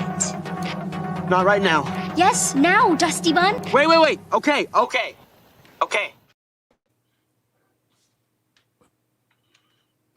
I'm not mad. I'm just disappointed. Did you just watch The Rise of Skywalker again? We told you not to. You guys are killing me. You're Tell me why. absolutely killing me. What have we done, Lauren? First of all, no, the answer is not go bigger. Going bigger is the absolute problem with Star Wars right now. So my idea for 2 Death Stars is not what we should do. What made Star Wars work was actually the fact that George Lucas had limitations that he could not push back against. It forced him to get creative and focus on the characters. What you need is new characters that people get excited about, who are a natural handoff from the old characters. And to do that, you have to start small. The other thing, and this is what I think they're actually doing with The Mandalorian and Grogu, you're dealing with a story about Imperial warlords. If you want to try and fix what they have right now, this existed in the old EU. They had the Imperial warlords that were each carving out sections of the galaxy. They had become rampaging menaces. If I wanted to fix what they have done so far, the biggest thing they need to fix is Thrawn. How do you do that? You remove the rivals that are each eating up resources within what's left of the Imperial remnant. You stop bringing attention to the Imperial remnant, and you consolidate what's left of the fleet under one leader. These bounties, this deck of cards of all of the Imperial warlords that the Colonel character of Sigourney Weaver, who do you suppose is supplying that information? If it were me, and I wanted to make him look smart, it'd be Thrawn. So what you do is you have the Mandalorian take out all of your rivals and you suck up what's left of their fleets to consolidate them under your rule for an assault on the Republic under a military genius. That's how you try and fix the brokenness that they have right now. Are they going to do that? I don't know, but I think that may be the direction they're leaning. Remember, the information that is being fed to them is also through the Hutts. We know the Hutts are criminals. We know that the Hutts deal with everybody. And that's how this information could be filtered through the Republic without having a direct tie to Thrawn or the Empire. And that sets you up for what you want to do next. The idea of going bigger is exactly what has killed this thing. Eventually you get so big you have no stakes anymore. And that's what happened in The Rise of Skywalker. You've got to go smaller, and you've got to deal with characters. And will they do that, Lauren? Do you think they will execute well on this movie? On The Mandalorian and Grogu? Yeah. I think it depends on what they do. I think that it needs to be fun. First of all, it can't feel like homework, which is a big problem that they've had by saturating the market with all of this extra stuff. And Favreau's been addressing that in the interviews where he's been doing promotion for the movie. He's talking about how part of the juggling that they have to do is acting as a story that people who are familiar with the universe will buy into, while also appealing to people that don't have familiarity with the universe. It can be a stepping on point for them. That's what A New Hope had to do when George was first introducing the galaxy. Can he do that effectively? That's a hard tightrope to walk, but he managed to do it with The Mandalorian and bring in people who were not prior Star Wars fans. So I give more credence to his ability to do it than I do a lot of the other creators. It all depends on how they execute. So here's what I would suggest, Lauren, and you tell me what you think about it, and we'll wrap this conversation up. And anybody else can weigh in if they'd like to, but Lauren, I would feel far better about the direction of Star Wars right now if they just canceled Ahsoka Season 2. Because I actually think that it's beyond redemption at this point. I thought the first season was terrible. I don't think they can write Thrawn. I think they need Timothy Zahn to help them. They don't seem to want Timothy Zahn to help them. And I think that any attempt to retroactively go back and explain the First Order, I don't think people want that. I just think people want to forget the sequel trilogy or completely destroy it. That's what they should do. I agree with you. I think that touching the First Order and all of that stuff would be a tremendous mistake. The problem that they have there is that they have already tacitly done so through The Mandalorian Season 3, because they were showing the Imperial Council that Gideon was talking about, and they directly referenced Project Necromancer. Now, I think there are ways you may be able to sideline that story or redirect it in a way that doesn't result in the First Order and what happens in the sequel trilogy. I don't think they're brave or bold enough to do that. So the smartest thing that they can do right now, I think, is just don't mention it. Don't talk about it. Don't breadcrumb it. Leave it alone. Shut up. Do what you're doing with the promotions right now, which is no sequel trilogy merchandise, no sequel trilogy references. Just talk about the stuff that people actually like. And that's what we've seen. The merchandise for May the 4th is all original trilogy. There's nothing sequel trilogy in any of that merchandise weeks ahead. And we've also seen them basically kind of scrub Pedro. He's off the scene. Pro, I don't know if you've covered the Spirit Jersey situation that's going on, but what's happening right now is they've got this mystery box Spirit Jersey promotion where you buy a mystery box Spirit Jersey and it's a jersey for one of the movies 1 through 6. They did not put the sequel trilogy in with the rest of the movies. They know how unpopular it is. They know they've got the Disney Plus stats. It must have almost zero viewership, and people are still watching the original trilogy. If you're buying a $70 mystery box and there's a 1/3 chance you're getting a sequel in there, right? You won't buy. Oh, what a great point! What a great point. I see Hawaii Dragon Star also saying they cannot save Star Wars. Thrawn isn't a chicken gay. Without a good devious Thrawn, Star Wars cannot be saved. That's a super chat for 5. I agree. I think that's why, if I'm right, what they're doing with The Mandalorian and Grogu is trying to address the Thrawn as an idiot situation from Ahsoka Season 1. If it looks like The Mandalorian has done a good job by cleaning up these Imperial warlords, and they're making the New Republic safer, and then you have a coda at the end that reveals in actuality this all worked to Thrawn's benefit so that he could consolidate the Imperial remnant under his control, he suddenly starts looking a little bit smarter.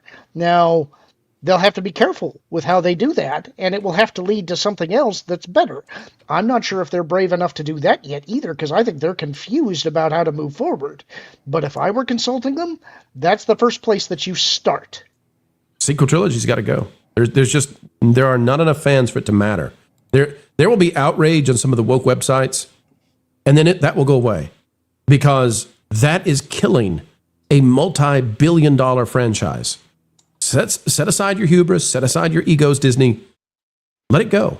Like what Indy's dad tells him when he's reaching down there, and he's about to fall down into the abyss.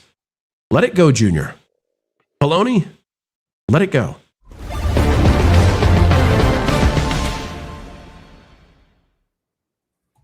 Jon Favreau, as he promotes The Mandalorian Grogu, is promoting Disney's enemies.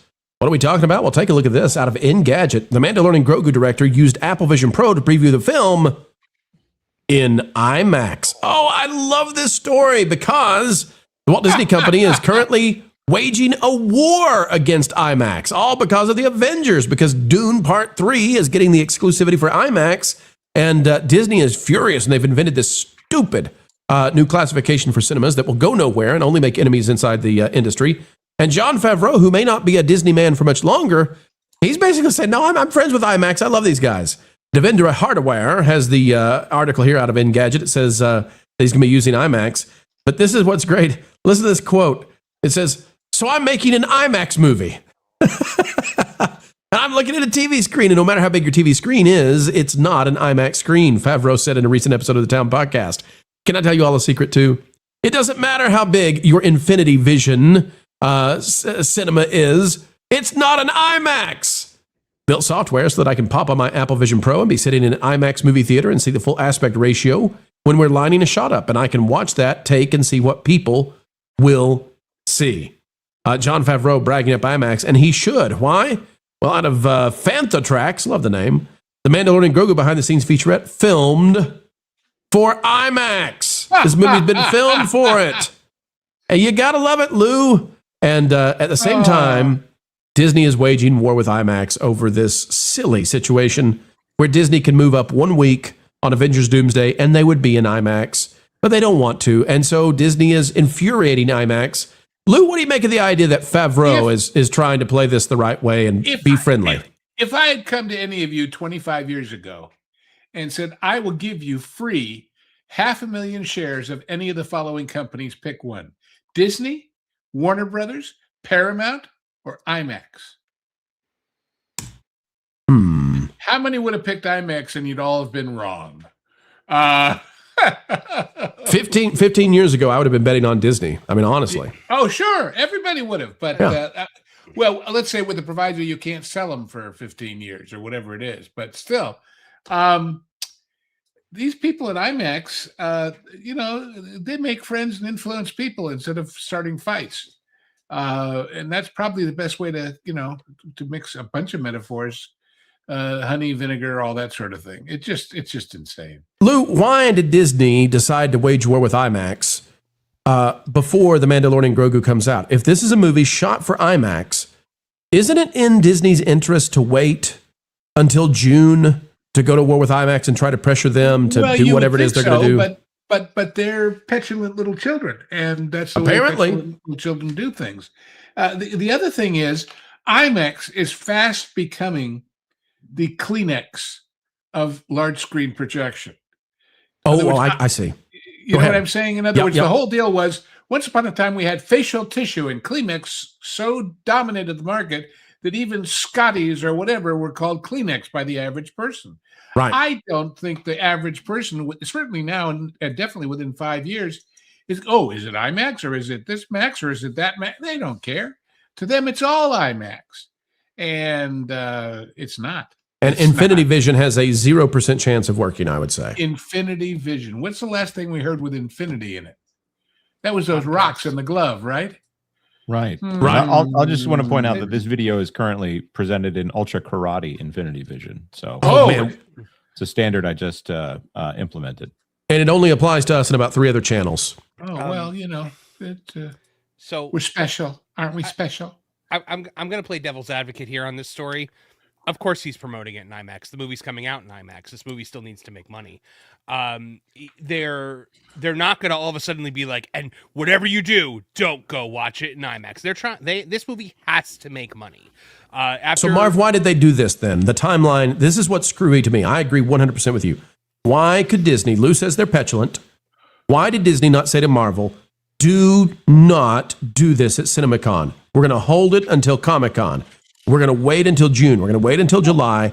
And then we're going to slime the IMAX guys for daring to go with Dune Part 3, but we're not going to screw over our Star Wars movie. Well, I don't think that this thing that they've got going against IMAX is going to stop Disney movies from coming out in IMAX in the future. This is the Infinity Vision thing is just so that people can feel good, or they can trick people into feeling good about going to see Avengers Doomsday in other formats because it's Infinity Vision, if that means anything. At the end of the day, they still need to not burn that IMAX bridge too much because there are too many IMAX theaters. And if all of a sudden Disney gets frozen out of every premium screen, that's not going to happen. IMAX couldn't afford that. Disney couldn't afford that. I think they burned that bridge because what they did was they said, okay, we're going to release Endgame in September?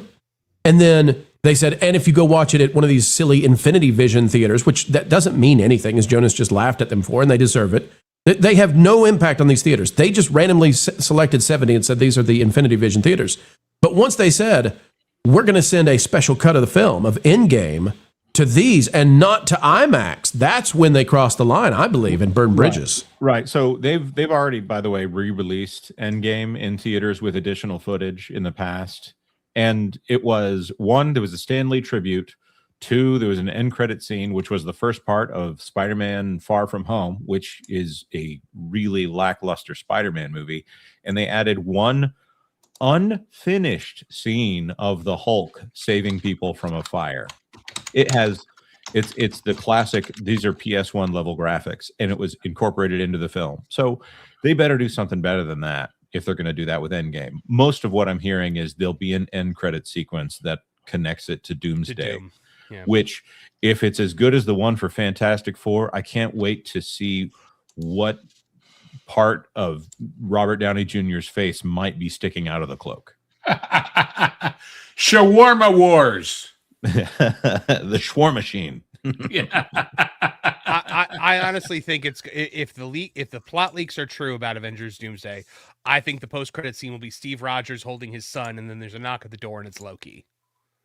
I think that will be I think that's going to be the post-credit scene. That would be great. The Lord of Stories. Yes, it should be Doom though. Well, we've covered before that YouTube is partnering with Hollywood to try to erase the ability to use anybody's face from AI.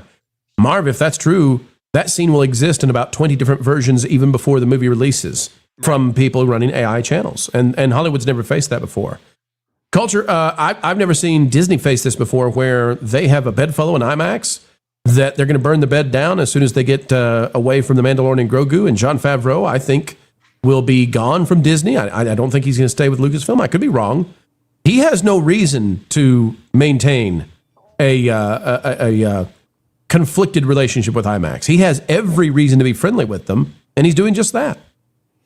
Yeah, and I think that's a smart play for him. He can find other jobs in Hollywood, and he's been a genius for a lot of people. If I'm not mistaken, and correct me if I'm wrong, the original Iron Man came out underneath Paramount's banner, if I'm correct.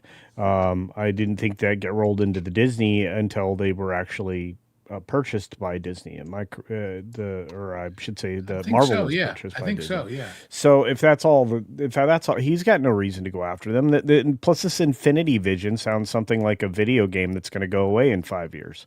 So I feel like, that's a bad plan too. Why would you alienate the biggest player with the biggest format? That doesn't make sense. So. All over one single film that you could go 1 week earlier. Panel, final question for all of you. Anybody take this? Who's more likely to move? Is Disney? Are we seriously going to release Dune Part 3 and Avengers on the same day and lose $200, $300 million? It's just gone. Are we seriously? Is Disney seriously going to do that? I think they are. Good grief. Yeah, they're going to leave that money on the table. They want to own the holiday corridor, which they're not going to do. It's honestly, at this point, I think it is a pride thing. I think it's like we don't want to be the one that backs down. I'm actually going to push back on that a little bit. I'm surprised you think they're not going to blink in this case, because I think if it were still under Iger, I would agree with you. But I think D'Amaro, I think he recognizes that a failure of Doomsday on the level of what it could be if they have to make that choice between, if moviegoers have to choose between going to Doomsday or Dune, would be a bigger black eye. I think it's smarter for him to move it. And this early in his tenure, he's got to be looking at that. I honestly think, Lauren, that I would have agreed with you up until the Infinity Vision thing. Once they rolled that out, I was like, okay, they're not moving. Ooh, man, that's... It's under Dana Walden. Dana Walden is besties with Kamala Harris. It reeks of the kind of poor judgment that the Kamala Harris campaign had. This is the kind of thing that just, they're trying to hip check IMAX and Warner Brothers and cinema owners and everybody. And it's like, Disney, you're big, but you're not that big. And you're going to turn a lot of people into enemies real fast with this one. They need to move, because if they don't, if Avengers Doomsday underperforms, they probably got 2 more Avengers movies that are going to be dependent on that. And you're talking about maybe $1 billion plus cost for having lost the opportunity to get people to go see the first one and get excited. It's a big, big deal. It's a huge deal. They need to move now. All right, folks, we'll keep an eye on it. But Jon Favreau, he's smart enough to go ahead and maneuver away from the manure that is the PR crisis Disney has made. And folks, I don't normally take credit for rhymes. That was a good one. I like that one. Manure, maneuver. Well played.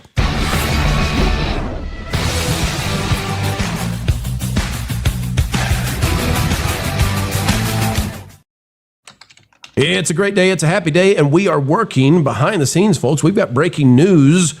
Marv, we're going to release this on That Park Place. Are we ready to talk about this at all, or do we need to hold it until the article releases? No, we're not ready. Definitely need Okay, we are. Yeah. Am I to assume then that we've been told we're not allowed to release yet? No, it's different. We're getting clarification on it. Yeah, we're okay, understand. Folks, there's big news. Stay tuned to thatparkplace.com.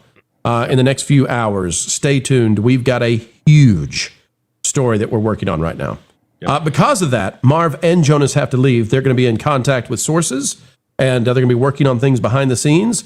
So I would love for you guys to stay, but frankly, we need you on other fronts right now because this is a massive story. So, gentlemen, thank you for being here.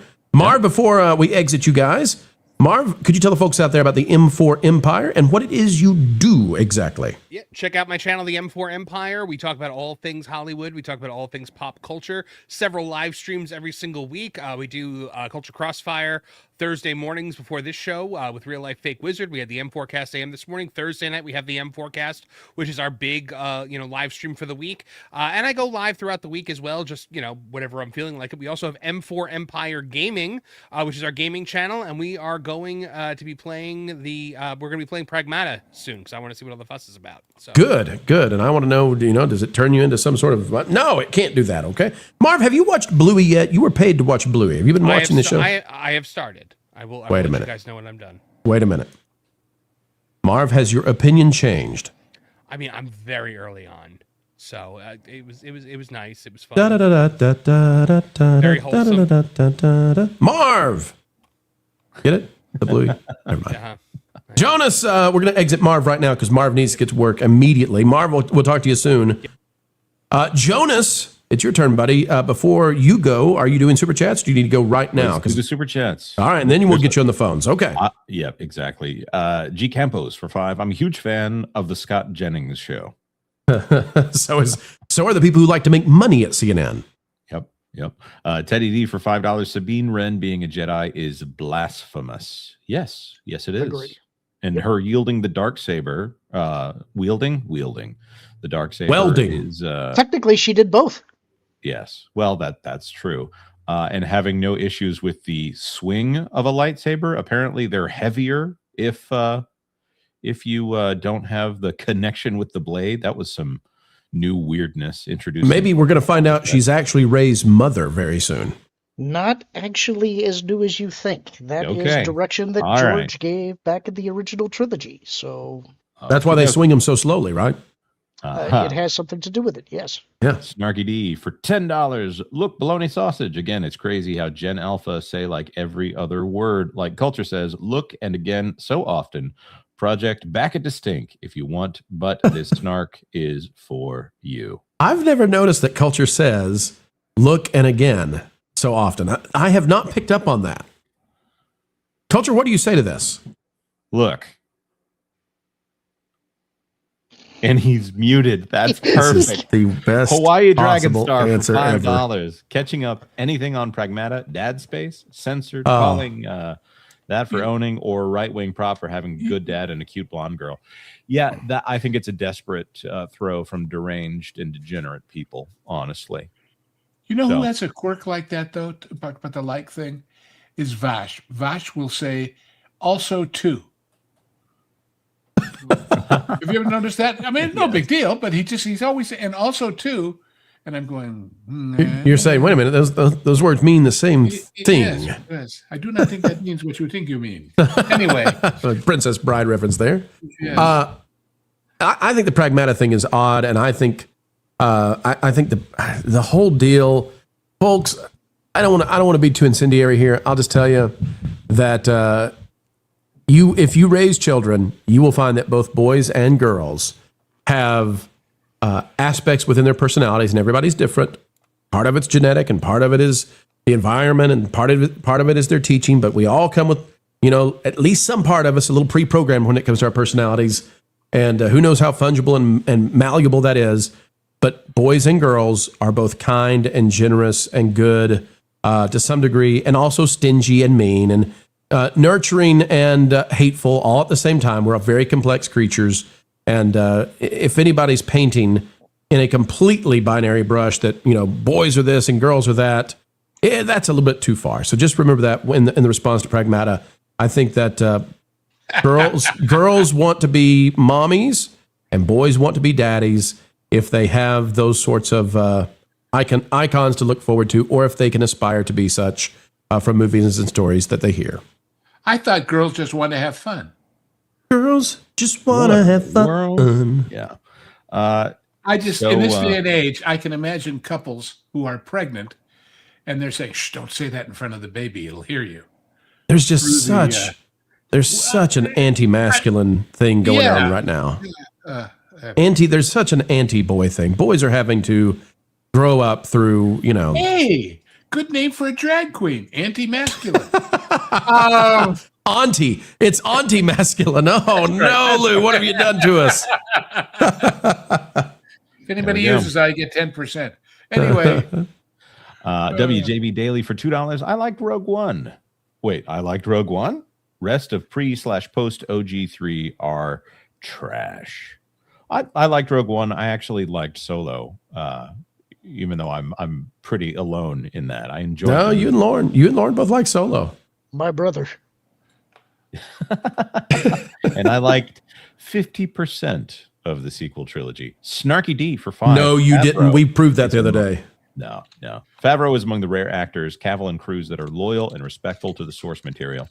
Favreau understands that he has to work with, Republicans buy sneakers too, apparently. So Favreau doesn't go into all of that mess, generally speaking. He stayed out of politics.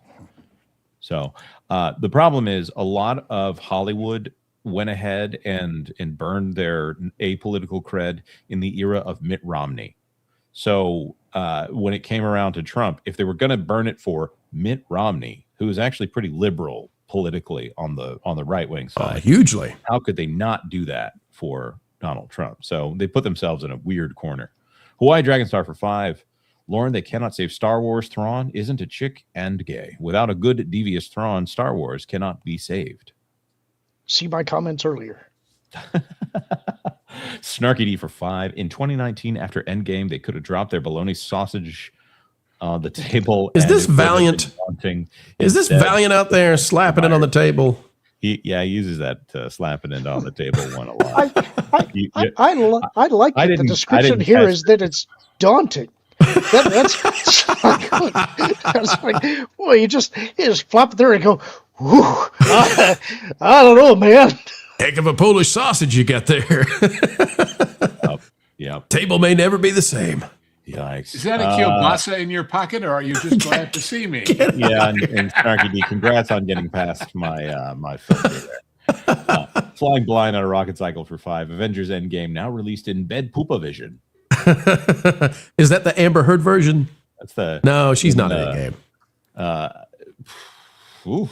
DL Racer for 5. LinkedIn Chad here, creator of Snouts, predicting Disney will become fractured in less than 5 years and will be sold in a merger, possibly Elon. Layoffs can sometimes precipitate, come before a split, but I don't see that on the table for them. You're so funny, Jonas. The stuff we're talking about behind the scenes, and you slipping that in, and nobody except a few know what you're doing there. Right. The least friction for a splitting off would be ESPN. So. You're so sneaky. All right, Jonas the Sneakster, tell the folks out there where they can find you and your sneakers on this YouTube world that is. Well, my name might not be on any recent articles on Geeks and Gamers or That Park Place, but I've had a hand in many of those. Big hand. Yeah. Big hand, big pies. And there you go. And then on Friday, I will be on That Park Place Extra Magic with Jonas and Marv, where we cut loose and, most people expect a structured stream, and we almost never have one of those. It's a good time. Great oldies. Waxy 106. 30K celebration on TPP this week with Jonas J. Campbell. And don't forget, folks, he loves blueberry pie better than apple pie, as everybody should. Pumpkin pie. Really? Pumpkin pie? Lemon meringue or key lime or get out. Get back in here for a second. Seriously, pumpkin pie? Boysenberry. And what do we mean and key lime pie? What? All right, you just won your cred back. I mean, if you're at a potluck and there are several different kinds of pie, it would be rude not to sample them all. Well, that's true. That's very true. All right, well, you. One man's rude is another man's indigestion. I appreciate that Lou dropped the boysenberry. Not many people come up with the boysenberry pie, but that's a good time. I come from the land down under, Walt, which is, Walters. All right, Culture, what is this you've sent me in the back channels here? What do we got? We got to make sure nobody beats us to that punch that we're working on right now. Okay. Yeah, it's an Entertainment Weekly story. I'm aware of that one. I'm choosing not to cover that just yet. Fair enough. I got to figure out how we're going to cover that because of some of the imagery from a certain. Oh, I know. Yeah. Okay. That Culture. What if we cover instead something that has a lot to do with those the Amber Heards and the Blake Lively's of the world that we were just discussing? Could we do that, or is that too disgusting for you? That's fine. Let's dive in, folks, right now.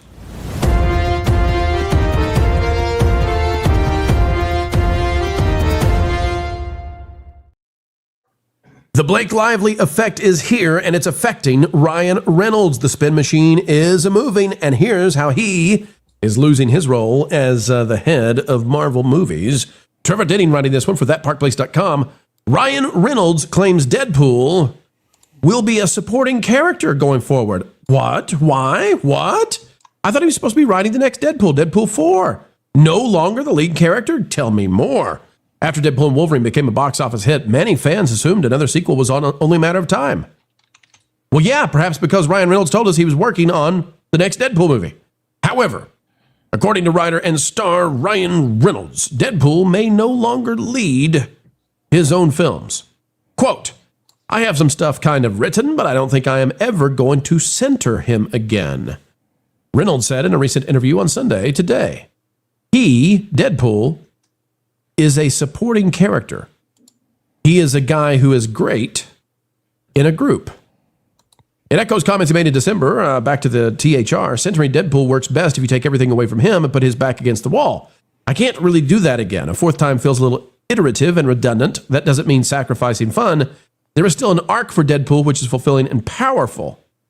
Now, here's the real question for everybody out there. Is this guy, Mr. Not So Nice Pool, is his real life incurring into what could be occurring inside the MCU. In other words, he told us he was working on Deadpool 4. Now he says he can't make a solo Deadpool film. Deadpool has to be a supporting actor in it or a supporting character. Is that because the money people at Marvel and Disney are not willing to take a risk on Mr. Blake Lively? I think that might be the actual case. And the spin then becomes, well, we just can't do it again, which has never been true of any other popular character. They never do this. It's always about the money. Have you ever heard any other actor suddenly say, yeah, I'd like to not be the lead next time? Give me a break. What I actually think is happening here is it's now too much of a risk for him to be the lead. And instead what they're saying is, well, write us a movie with some other character and Deadpool can be the sidekick. Culture, does that sound right to you? Is that what is happening behind the scenes? You think that the Blake Lively effect is starting to stick to Ryan Reynolds? Oh, I think it has. And again, he has a history for pulling the same stunt himself. So he oftentimes takes things over and kind of inserts himself into the production cycle. Disney didn't care so much because they knew that the Wolverine Deadpool film would do so very well, and that was exactly the kind of kick in the pants that Marvel needed at the time. But I think that there's a lot of toxic things that come along with Deadpool, and now with Ryan Reynolds, courtesy of Blake Lively, basic Betty B word. So and they're doubling down. This just came out on the 20th of April. Out of the Hollywood Reporter, Ryan Reynolds now says he's never been more proud of Blake Lively amid the Justin Baldoni battle. I mean, he's married to her. I know you got to say what you got to say, but this is not going their way. And I mean, that's an understatement for the century. I mean, she's making Amber Heard look good, and how do you do that? Given the way she has acted, imagine if he said otherwise. Well, yeah, that would be a brave man taking that stand. She might go full Bobbit on him. Yeah, I actually 90s reference. I think there's a little bit of both to this story. I think that definitely the real world consequences of everything that's happened with her and him and the Justin Baldoni situation are probably impacting what he can do here. But I also happen to agree with his earlier statements that Deadpool is best as a spice that is introducing chaos to people who don't know how to deal with him. I think that's where you get the best comedy out of him. So I think in this case it's probably both. I kind of think that if you're going to do this, okay, so let's set aside the Blake Lively stuff for just a minute. So if we set that to the side, Lou, I've always enjoyed the pairing of an evil character or at least a very strong anti-hero with a super innocent character. It's why I think some of the best South Park episodes are when Cartman and Butters are teamed up. I haven't seen that before with Deadpool, so if they were going to do something where Deadpool's the sidekick, for me personally, I'm probably not going to go see it other than to review it for the channel. But if I got to go see it, I would like to see Deadpool paired up with somebody who's just so good and so altruistic and so Boy Scout. I think that could be fun. I think that could make for a fun movie. It could be fun. Could it be fun for a whole movie is the question. Right. I kind of see this as everything reaches ahead and suddenly Deadpool shows up and throws everything into chaos and that solves the problem. I don't see him carrying the whole movie as a sidekick. I just don't think that would happen. As far as he and his wife, I'll say one word. It is a hyphenated word, and I say it with a question mark at the end. Prenup? Lou, let's talk about that for a minute, about the aspect of this relationship. Hey, Lou, I am being told by some of the our lady friends out there who watch and pay attention to what's going down in entertainment, they have a much stronger reaction largely to just how gross this is with Blake Lively and Ryan Reynolds. They really detest this, and they say that he is no longer, it's not even possible for him to do a rom-com, that women have largely turned against them. They're not going to put up with him because of her. Exactly.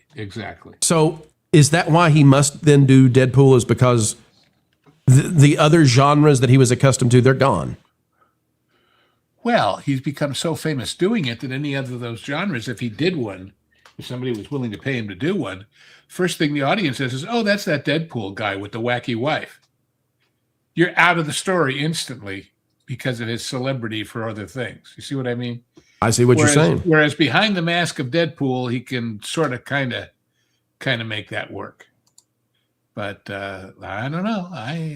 I'm sure he saved his shekels because He's worth a lot of shekels, Lou. The whole Mint Mobile thing, and I think. No! I know. I'm just saying, sooner or later, does anybody buy the vodka for the celebrity, or do they buy it because it tastes good? You know. What was the amount? Blake Lively. So they're making a motion with the court to try not.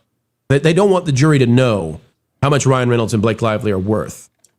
And it was like $700 million. I think I've got that right. It's well over $1 billion, actually. When he sold Aviation Gin, he did pretty well there. He did really well with Mint Mobile, as you already previously mentioned. Not to mention the fact that he closed and now reopened his Van City Productions, incubator. So I think he's. I think they're set even higher than that. To be fair. Culture, there's a much bigger story to this, and I'm going to give it to you for the final thought. Okay. We've saved the fireworks for right now. After what we saw with Marvel, after we see how difficult it is for them to make money anymore, there is no doubt in my mind that they would be in every way inclined to just do Deadpool and Wolverine 2 immediately. The fact that they're not doing that, the fact that what he says indicates they're not doing that he's going to be a sidekick to somebody else. There's something up here with the Blake Lively angle and the slime that got on Hugh Jackman from some of the other stuff. Disney's worried about doing a Deadpool and Wolverine 2. They don't know what's going to happen in the PR game with these two. And you can see it. You can feel it now. Yeah, but I think... And for a while, they might have been saying, okay, it'll all blow over. But it never blows over. It keeps going to hearing after hearing after hearing after story after quote. This is the story that won't die, and Disney can't wait that long. And it keeps getting grosser and grosser and grosser. Culture. And I think now, and again, this speaks to the lovely females in our audience. They're not super thrilled with Wolverine actor Hugh Jackman, and they're not super thrilled with Ryan Reynolds now. Both of them have, for lack of a better way of naming them, toxic traits and toxic relationships. This dynamic duo was great going back to the first film, but could they make a second film and sell it to both sides of the sexes? Nope. One more point. How old are they now? Blake Lively is 37 or 38. Ryan Reynolds is... Reynolds and Jackman I'm talking about. Oh, Hugh Jackman is he's in his mid-50s. Ryan Reynolds is upper 40s, I think. And so all I'm saying is they are getting to that point in the career of major leading men throughout history where they have to make the transition. The transition from the leading man who gets the girl to the advisor to the man who gets the girl. Right, the mentor, the sage. Wayne did it. Gable did it. Lots of others didn't. I can't see either of them, and especially not Deadpool, doing that. There is no gravitas there for them to assume. You see what I'm saying? I'm with you. I see exactly what you're putting out there. Yeah, their future prospects are dimming with time's passage anyway, without all the rest of this stuff. So. I think that's why Blake Lively did what she did. We're finding out she wanted that producer credit because, and she wanted sole producer, I believe, because she's aging into a different range now where she can't do what she was doing, and she wanted to be on the creative side of the other side of the camera. You're right. I mean, she was leveraging herself for the future. She was also trying to leverage those books out from underneath Wayfarer Productions, which is his Baldoni's production group. So, she was going to try to snake her way in there and pull a hello sunshine kind of a maneuver. And I would not be having it. If I'm an author, there's no way I'm signing away all of my rights. I might sell away the first book and reserve the rights for later sales if I were an author that were producing stuff like that. So, well said. All right, folks, we'll keep an eye on it, but Ryan Reynolds not going to be doing Deadpool and Wolverine 2, at least not right now. And that's the damage done from Blake Lively and all the slime that she's put lots of people through in Hollyweird.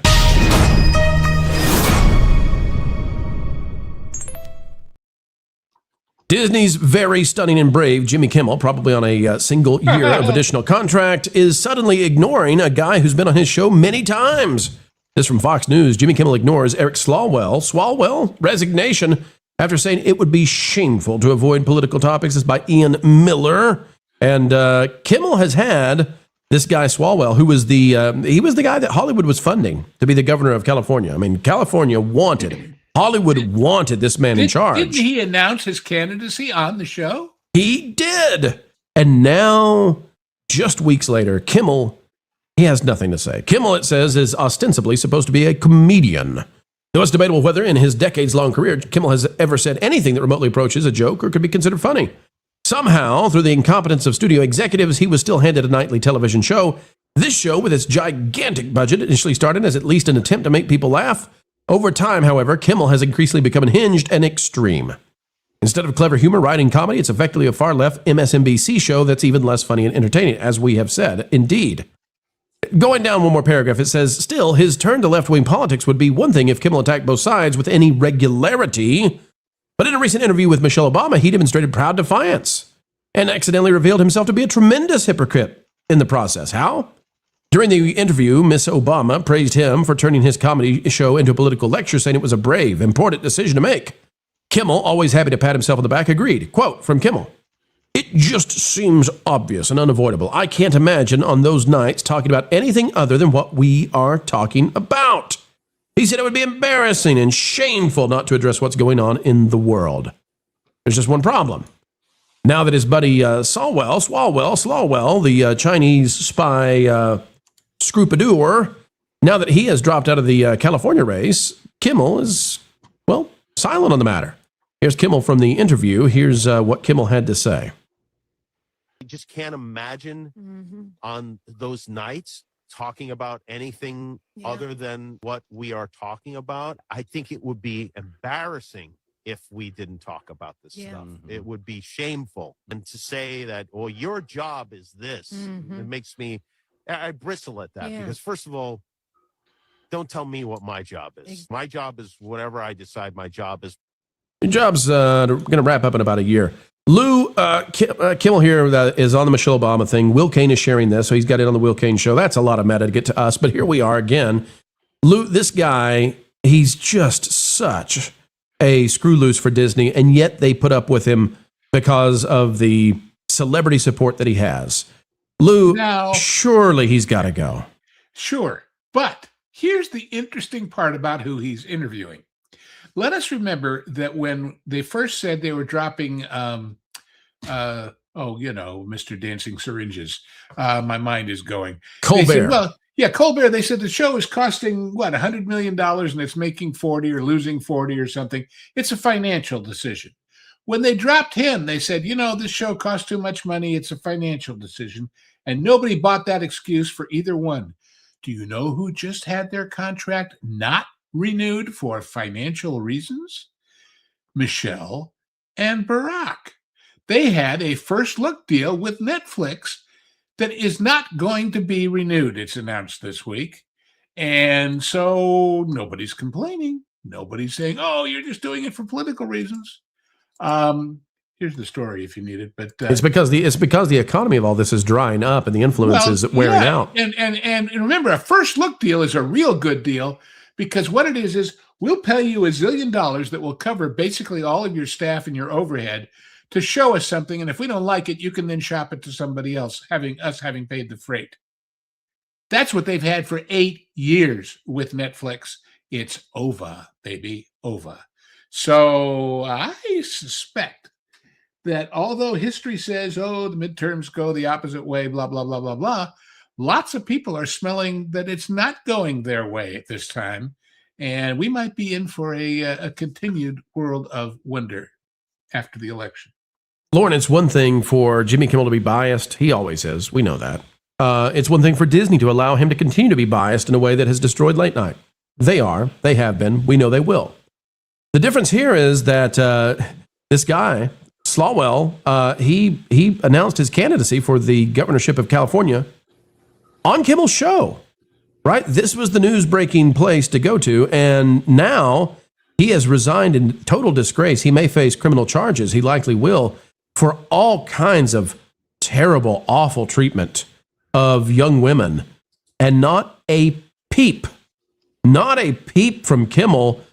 And the question is, Lauren, does Kimmel not believe all women? And does he not support all women? Like, how do they play this if he refuses to give these women, some time on his show?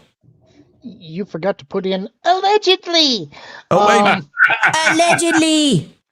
Yeah. I don't know. I think that I would not expect Kimmel to be centering this. It goes against everything that he's trying to promote and everything that he believes in. But the women, Lauren, the women. They don't care if they're called hypocrites. They don't care. Right. They just want power. Yeah. And so none of this surprises me. I'm not surprised or shocked that he wouldn't be talking about this. They do not want to mock both sides. They want to win. And so that's what they're going to do. They'll point out the foibles of their political opponents, and they will ignore that of their own.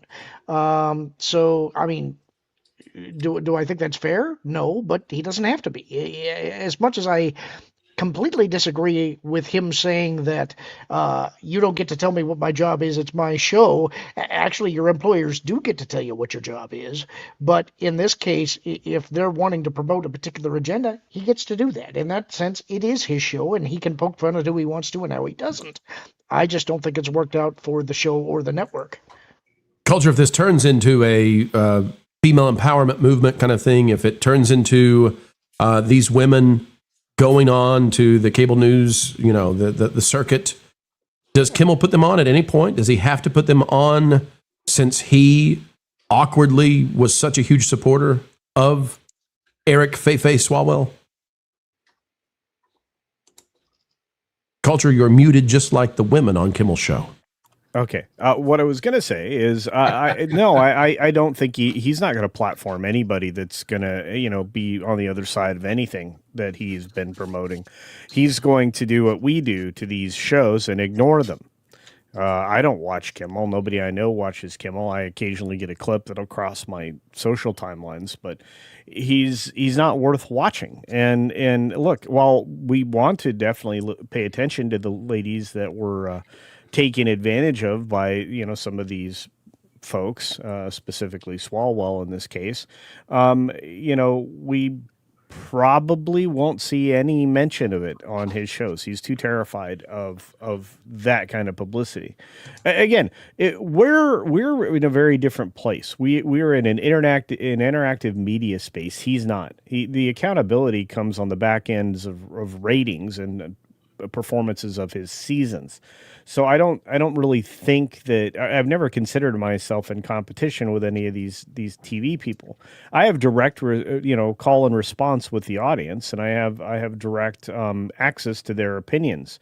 I know when I'm on the right track and when I'm on the wrong one. And I promise you that even when he appears on other people's podcasts, he's not paying attention to any comments in there. He just isn't. There is one other political aspect to this I think needs mentioning, and that is that California has adopted what they call the jungle primary. And that means that the two top vote getters in the primary, never mind their party, go on to the final election. Right now, both of those are Republicans. Swalwell and Katie Porter were fighting it out for third place, hoping to get in. But the obvious point is, with Swalwell gone, Kimmel can't suddenly jump to Porter, because if you'd have backed Porter in the beginning, she would have been there already. He's already built an enmity to the Porter camp by having backed Swalwell.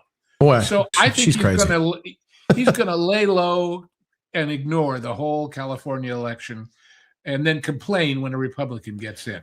But Lou, and you would know, somebody like Porter is so unlikable, not just with men, but with women. I mean, I can't imagine her being appealing. I mean, nobody's going to be Governor Goodhair again. Well, they're going to use fear of Republican as their only That's not going to work. Platform. It's no, not going to work. Not with the lady who dumped scalding mashed potatoes on her husband's head and beat up staffers. But hey, she's crazy. She's crazy. So maybe she does belong with Kimmel. Maybe that's the way to go all along. But I'm just saying, there's a wall there because he didn't back her; he backed Swalwell. Animosity already there, and if she comes, switch. Maybe she comes with all the women making the accusations against Mr. Feifei himself. We shall see.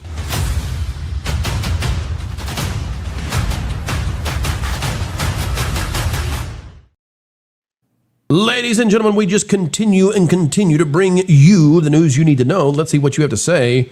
Out there from DL Racer for 5, do you think there will be a woke messaging in Little House on the Prairie, July 9th, that drops on Netflix? I would bet big money on Little House on the Prairie having woke messaging in it. That's what I hear. I don't know for sure. I probably will watch it. I think it'll become a point of contention. I think it's going to be part of the culture battle. But yeah, I think Little House is likely to not be similar to the original. Culture, what do you think about that one? Yeah. Okay. You're right. Deep thoughts. Paw, by the way, Paw probably won't save the town in every single episode. You gotta give credit to Paw in the original Little House on the Prairie. That guy fought off zombies, stopped pandemics. When hurricanes came, he was there to save the Kansas towns. It's amazing. I don't know where that actually was, but anyway. Danielle the 10th for 5. Napoleon announces that he's never been more proud as he leaves Waterloo. Yeah, that sounds a lot like Ryan Reynolds. Yep, I'm with you on that one. Well played. Packy Protons for 2. Chocolate pie is the only option. Well, wouldn't you know it, folks? We're in the second round of the pie polling, and the pie polling right now has pecan pie, some of you say pecan pie trailing chocolate pie, and apple pie. Whoa, apple pie just pulled ahead of pecan pie, but it's still behind chocolate pie and pumpkin pie in a dead last spot.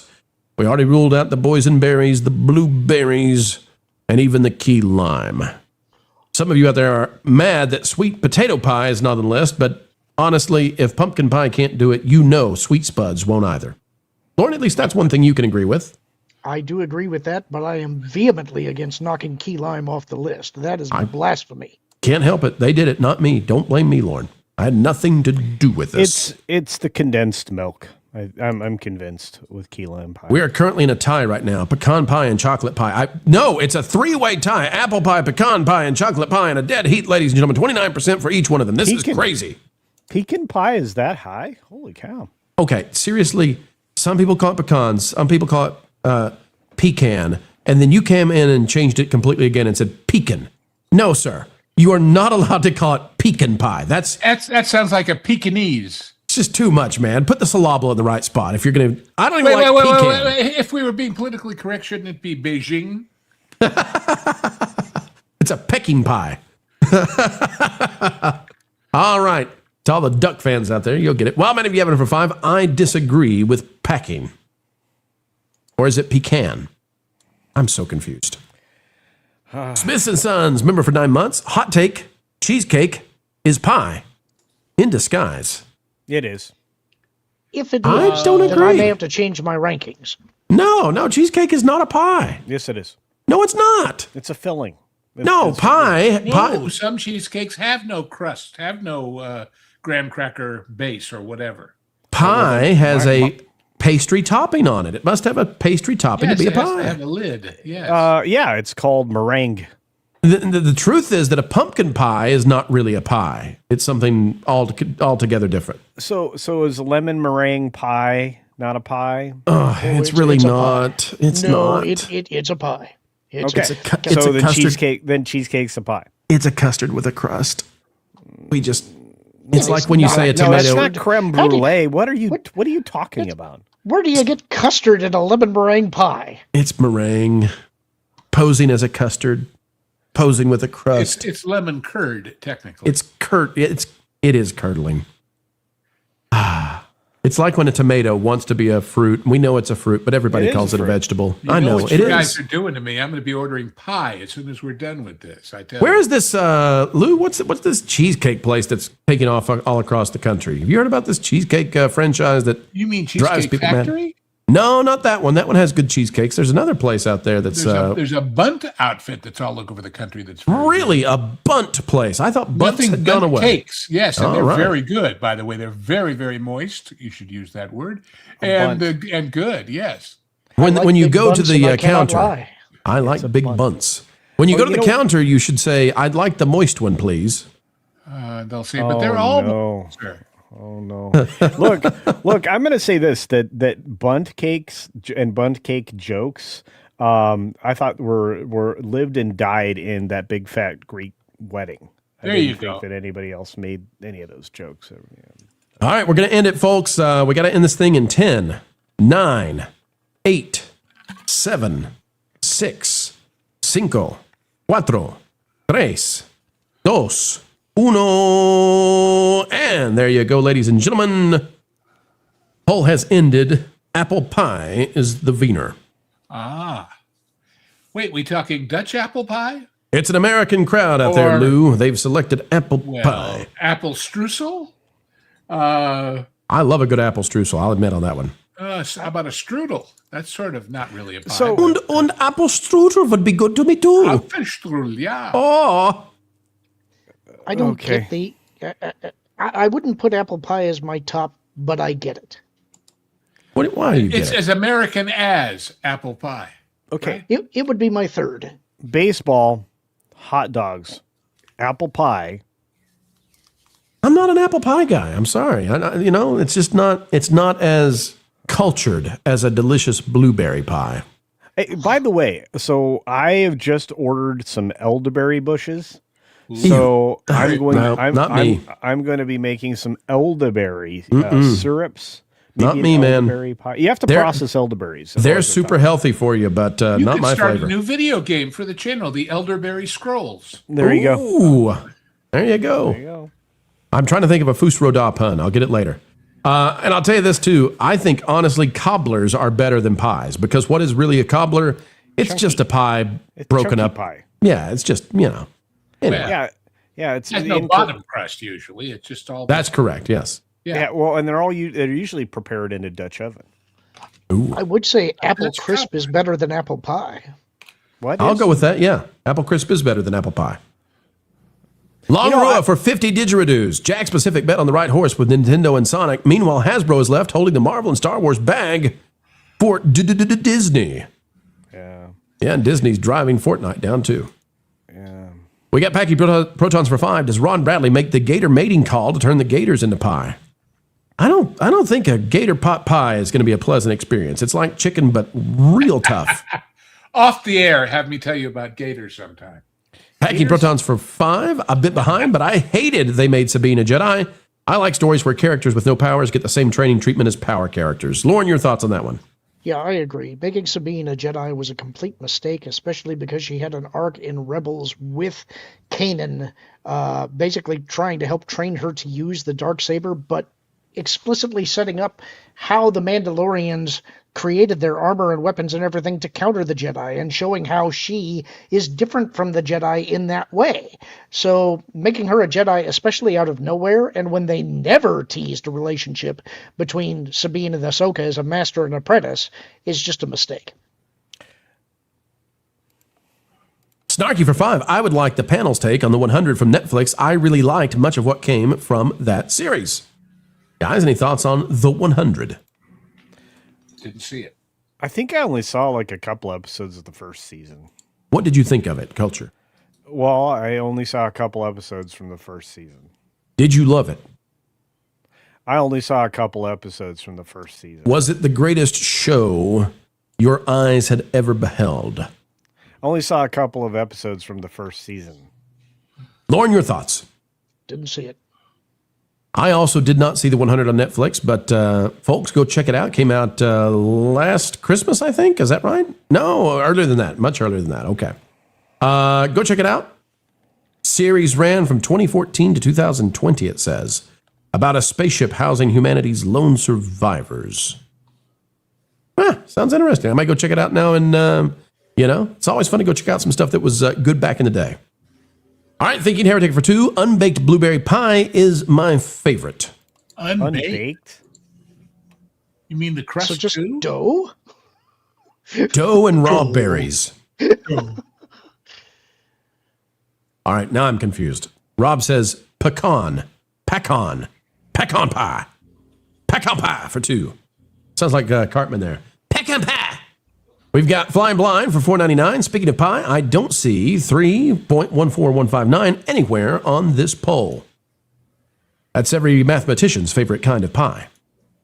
Long Rua, member for 3 months. I'm losing out on the pie debate because Vietnam. Wait a minute. Vietnam has blueberries and some of these other assortments of ingredients that go in pie. Are you wanting the Wait a minute. Hang on a second here. Kimchi pie? Surely there's no such thing as a kimchi pie. I'd love a kimchi pie. I'd try a kimchi pie, but who knows? Is there a kimchi pie in Vietnam? Let us know. We've got Thinking Heretic for 5. Third generation My Family. Unbaked blueberry pie is my favorite. Another vote for unbaked blueberry pie? Look, Lauren, don't knock it till you've had it, man. I'm just the disdain saying, in your face. It's not disdain. It's just I've never heard of it. I've never heard that this was a thing. Culture, don't do that. You've done it twice now. Tell us your thoughts. It's okay. A pickled pie? Pickled? There's no pickled pie on the screen. What are you talking about? You said kimchi pie. That's long gone. We're talking about unbaked blueberry pie now. How dare you, sir? I take a fermented kimchi pie. I'd try it one time. Not if the crust is sweet, of course. It's going to have to be a savory pie, like a chicken pot pie. That would be the issue, is the crust sweet or savory? Oh, no, it can't be sweet. That's two flavors that are going to attack each other. Yeah, that's not going to do well. No. Yeah. Mikhail Q out there is asking, what is water pie? I've heard of it. Is it real? It is real.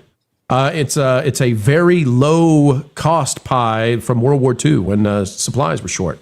It's not enjoyable. You shouldn't make it unless you just want to do like what did people go through back in the day? It's water, sugar, flour, butter, and vanilla in a pie crust, basically. It's okay. It's a custard pie. Yeah. But heavy on the water. Eggs, you see. I'm still thinking about this pickled pie. I'm like having dyspepsia right now. I do not. Dyspepsia? Yeah, it's no bueno. We'll come back to that word. Dyspepsia. I'm playing that in Scrabble one day. Texas for 5. Chocolate pie is just pudding on a crust. Well, you see, you got to have the chocolate pie on the pudding and the crust, and then you must put it in there in the oven, and it's going to be real good. Flying Blind for $4.99. From the Flying Blind conspiracy file, pies are circles, and pie is calculated from a circle. NASA and Musk must have suppressed this. It's Piegate, folks. Piegate 2026. Mags is a member for 8 months. Poland has the best cheesecake. Oh. I've never had a Polish cheesecake. Me either. Huh. All right. It's on my list now. Cheryl for 5. Our Revolution. Bernie Sanders' group against billionaires just endorsed billionaire Tom Steyer in California. My favorite thing is if you go back and you read the tweets from Bernie Sanders, he talks about no millionaires. We shouldn't have millionaires. And then the day he became a millionaire, we should have no billionaires. Got to get rid of the billionaires. Always fun. Juliet for 2. A cobbler is someone who makes shoes. Tiny wooden shoes, I hope, as well. Thinking Heretic for 2. Unbaked blueberry pie is with graham cracker crust. Thus, no need to bake. That makes sense. That makes sense. By the way, I have found that pickle pie is actually a Utah thing. You know what? I'm going to avoid Utah for a little while. I don't want to be mean to our Salt Lake City fans. It's a but basic custard pie with cinnamon and nutmeg, but then they put sliced pickle chips on top, which could kind of maybe work. I don't know, but I won't be first. Oh, boy. Ugh. I'm going to throw some pickled egg slices on there and have a good time, folks. Don't kiss your loved ones. Maybe if it was a meat pie with like hamburger and bacon and cheese and stuff, then I could see it. You all ever, if you've had a pickled pie, you tell us out in the chat. We call those pizzas. Type it. Don't say it. We don't need that here. Snarky for 10. Y'all suck. For all that you cover, you know nothing of the 100. I expected so much better. You losers. Do your homework and get back to me. I am owed this debt, and it will come due. Wow. I feel badly about how we've handled this. We should have watched the show. I saw some of I thought the cast was okay. No, this is your fault. I asked you like over and over. You had a chance, Culture, and you said, I've only seen 5 episodes. I don't remember. It was from 5 years ago. It's a long time. You could have lied. You could have said it was the greatest show ever. But no, I said, Culture, is it the greatest show ever? And you said, I don't remember anything about it. It was so unimportant to me. On this $10 super chat, I cannot give an answer. I was not inspired to watch more than just a few episodes. That it barely registered on my radar. I recall being sick while it was on TV one day in another room.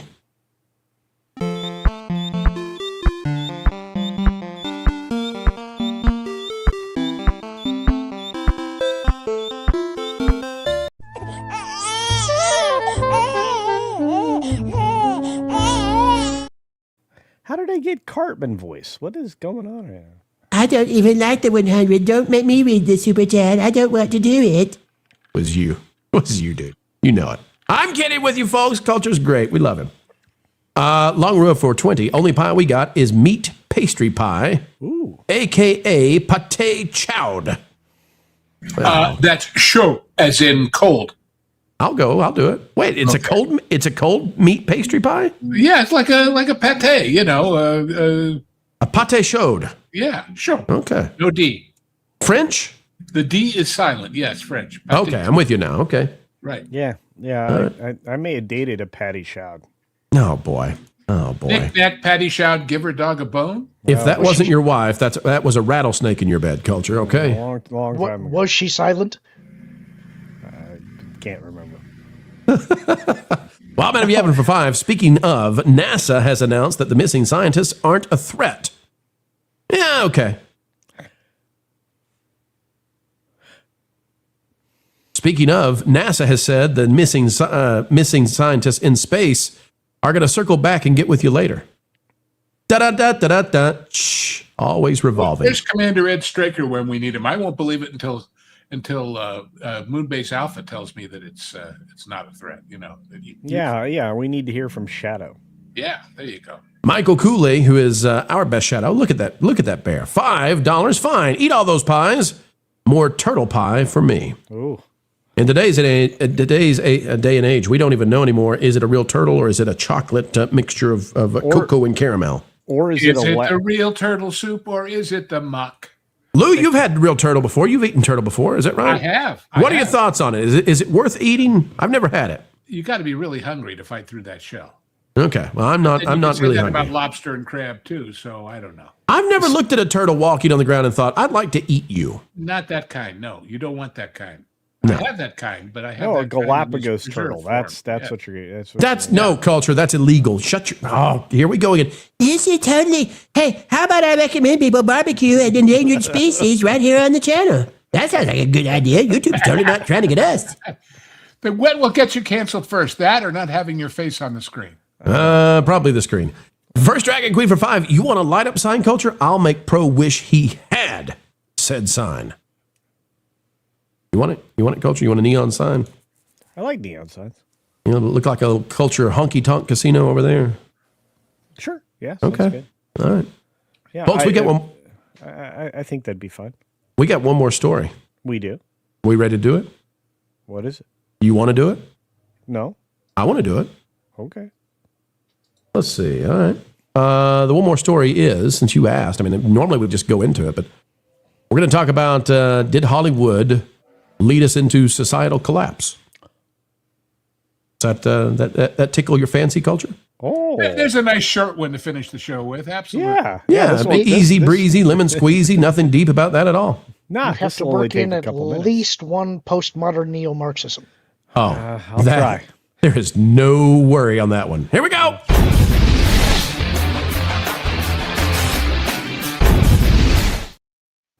Well, we got us a problem, ladies and gentlemen. Elon Musk says this is collective self-deletion of humanity, and it needs to turn around. What's he talking about? Brian Winter shows that Latin America is now aging faster than any region in the world.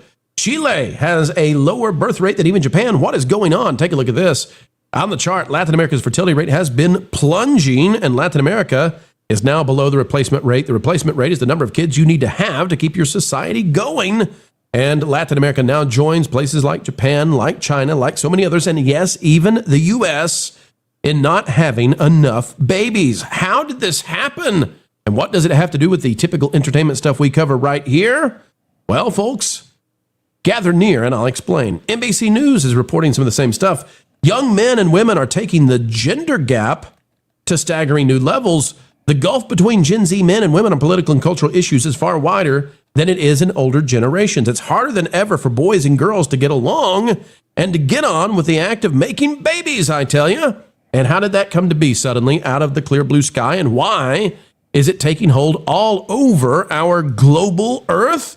Our beautiful Earth, as they say? Well, to find out, let's go back in time to about 2015. CBS News was reporting this. Study shines spotlight on Hollywood gender inequality.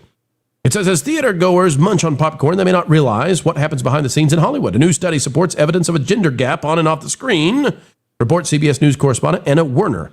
The University of Southern California examined the 700 top grossing films between 2007 and 2014 and found that while women make up half of moviegoers, they're still an on-screen minority. In fact, the findings showed the vast majority of movie roles are white, male, and heterosexual. Now, this led then to this huge study and all of the articles that came back in 2015. This huge push happened to transform entertainment, franchises, all the stories that you love, and suddenly it was all about the anti-patriarchy. You all remember this? We've been through this for the last decade. Star Wars had to be subverted. Star Trek had to be changed. We started calling humanity a parasite on the earth. There were too many of us, darn it. And guys they were the bad guys all along. The white dudes had to go, and all of this stuff, and all of these movies. And we watched movie after movie after movie be dystopian and anti-human. And all of the TV shows had to go in that same direction. And we transformed the Ivy League schools into propagandist locations. And suddenly they became where we went for gender studies rather than studying anything that really produces good in the world. And today, what have we unfurled upon ourselves? Well, it turns out that men and women are so different now that they can't get along. How different are they, though, after this 10 years of the woke era? And that's really what we're describing. Culture, what is wokeism, really? What's the big fancy word? Postmodern neo-Marxist. And to define that, folks, postmodern means they don't believe in truth anymore. They believe in power. They believe in narrative. Everything is my truth, your truth, right? It's not the truth anymore. And the Marxist part of that comes from setting up oppression classes. In traditional Marxism, the oppression came from your socioeconomic status. In or neo-Marxism, that oppression comes from how you were born, not the amount of money you have, but rather your skin color, your bedroom preferences, etc. So how different after 10 years of this are we today? Well, we're this different. Take a look at that chart. Folks, if you're listening in and not watching, I'll explain it. In the 65 and older crowd, the difference between men and women politically and ideologically is about 7%. In men and women 45 to 64, the difference is about 13%.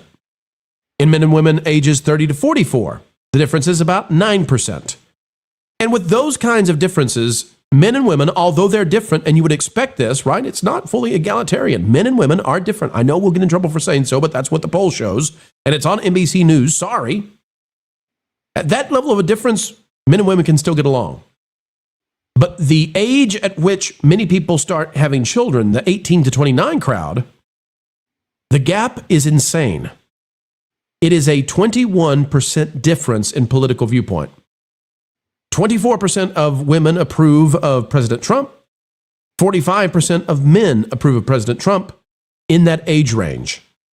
And that means we now have a situation where after the woke era, men and women of a particular age, the age that grew up under these stories, and I think it's globally, have totally changed, and men and women are so different they can't get along anymore.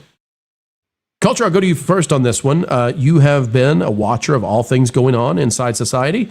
Your thoughts on this idea that we went into this beta male chasing a female hero archetype and we drove out the guys and everything became about quotas, and suddenly the women that grew up under this are not like the women that grew up in older generations.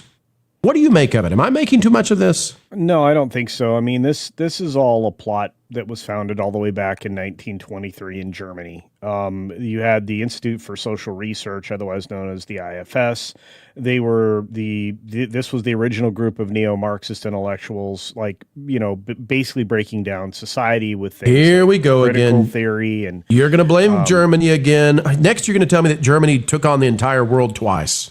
They did within a matter of just a few decades of each other, and they lost. Holy crap! I'm looking at Wikipedia. Germany sucks. Oh my gosh! I can't believe this. I'm learning much right now. I love the Germans, but look, I mean, it all started there, and then we started. You wouldn't if you saw this Wikipedia page. I'm sending this to you soon. Okay, well, we all saw the results, and look, I'm going to throw some. I'm gonna throw some shade on feminism. I'm gonna throw some shade on a lot of things that were essentially indoctrination doctrine that was being taught in our public schools. I mean, the Friedrich School concept, which standardized education, and again, that was in Germany as well. That was all well and fine, but again, the Frankfurt School is where we got all of the ways to undermine everything, where we got standardized education and instead got standardized propagation of propaganda. Well, now, real quick, let's get Lou in here. I think Lou has much to say. Well, first of all this about Germany, I remember when the wall came down and a French politician was worried, and somebody said, well, you hate Germans, you're French. And he said, no, I love the Germans. I love it so much, I wish there were two of them again. So anyway, and a lot of that German stuff, where did they learn it from? Us. A lot of the eugenic stuff came from America and went to Germany. So I think mankind has an equal opportunity sin factor as far as all these bad things. I totally agree. No doubt about it. And I mean, we could certainly point a finger at the eugenics queen herself, which inspired and or started the, what is that called? Planned Parenthood. Yes, or as they call it now, Botox and whatever. To bring this back, though, Lou, real quick, I want to ask you about, the reason we do this channel is because we think that the stories we listen to and the movies we watch and the TV shows that we embrace actually matter. And the heroes, especially to kids, are incredibly influential because it's where we aim as kids are coming up into the world. And so it's not surprising to me that birth rates are collapsing. Men and women are not getting along after 10 years of our shows and movies and stories being all about how bad and awful guys are. That doesn't shock me. Well, but not just how bad or awful guys are, but how the goal should be to be so totally independent of them and self-empowered, and I can swing a 50-pound sword as hard as He-Man can. We don't set goals for men or women that are positive for the race, for the culture. Why can't you have a story, as we've had some that have been great, about a woman whose goal is to create a family that carries on good tradition, and that's to be applauded as a heroine. Right, we have no bad guys, almost no maternal or feminine, almost no maternal or feminine heroes on screen. Almost none. I mean, the only ones there are, well, I'll save my family by blowing away 87 bad guys. Right. Yep. But likewise, for men, it's like, love them and leave them and keep on shooting the bad guys too. I mean, a lot of our heroes in all the great movies, their goals were positive, even if their methods were violent or countercultural, you might say, to their era. It's about goals. And frankly, I'm suspicious of polls like this, because when they say they talk to adults nationally, I'd sure like to know how it breaks down. Because every time I hear people talking about, kids or women or whatever are rotten and everything's going to hell, I look around my own community and my own family and the people I know in my extended community and family, and they're just not like that. They're just not like that at all. How are they managing somehow to have these positive values and positive aspirations for the future? Answer: they're not buying the crap that's being put out there. And in some cases, just saying, I'm bored with it. So let's talk about that, Lou, because that's so important, what you just brought up. It's so important. And I want to follow up with you on this. So if we were to look at all parts of the country, this difference is going to be larger and smaller depending on the places that we go and we poll. Well, and even within country, it's a big city versus rural and suburban versus urban and all that. Right. So where I'm going with this, Lou, is where Hollywood comes from now. Right. To me, this is creating like a cyclical doom loop, right?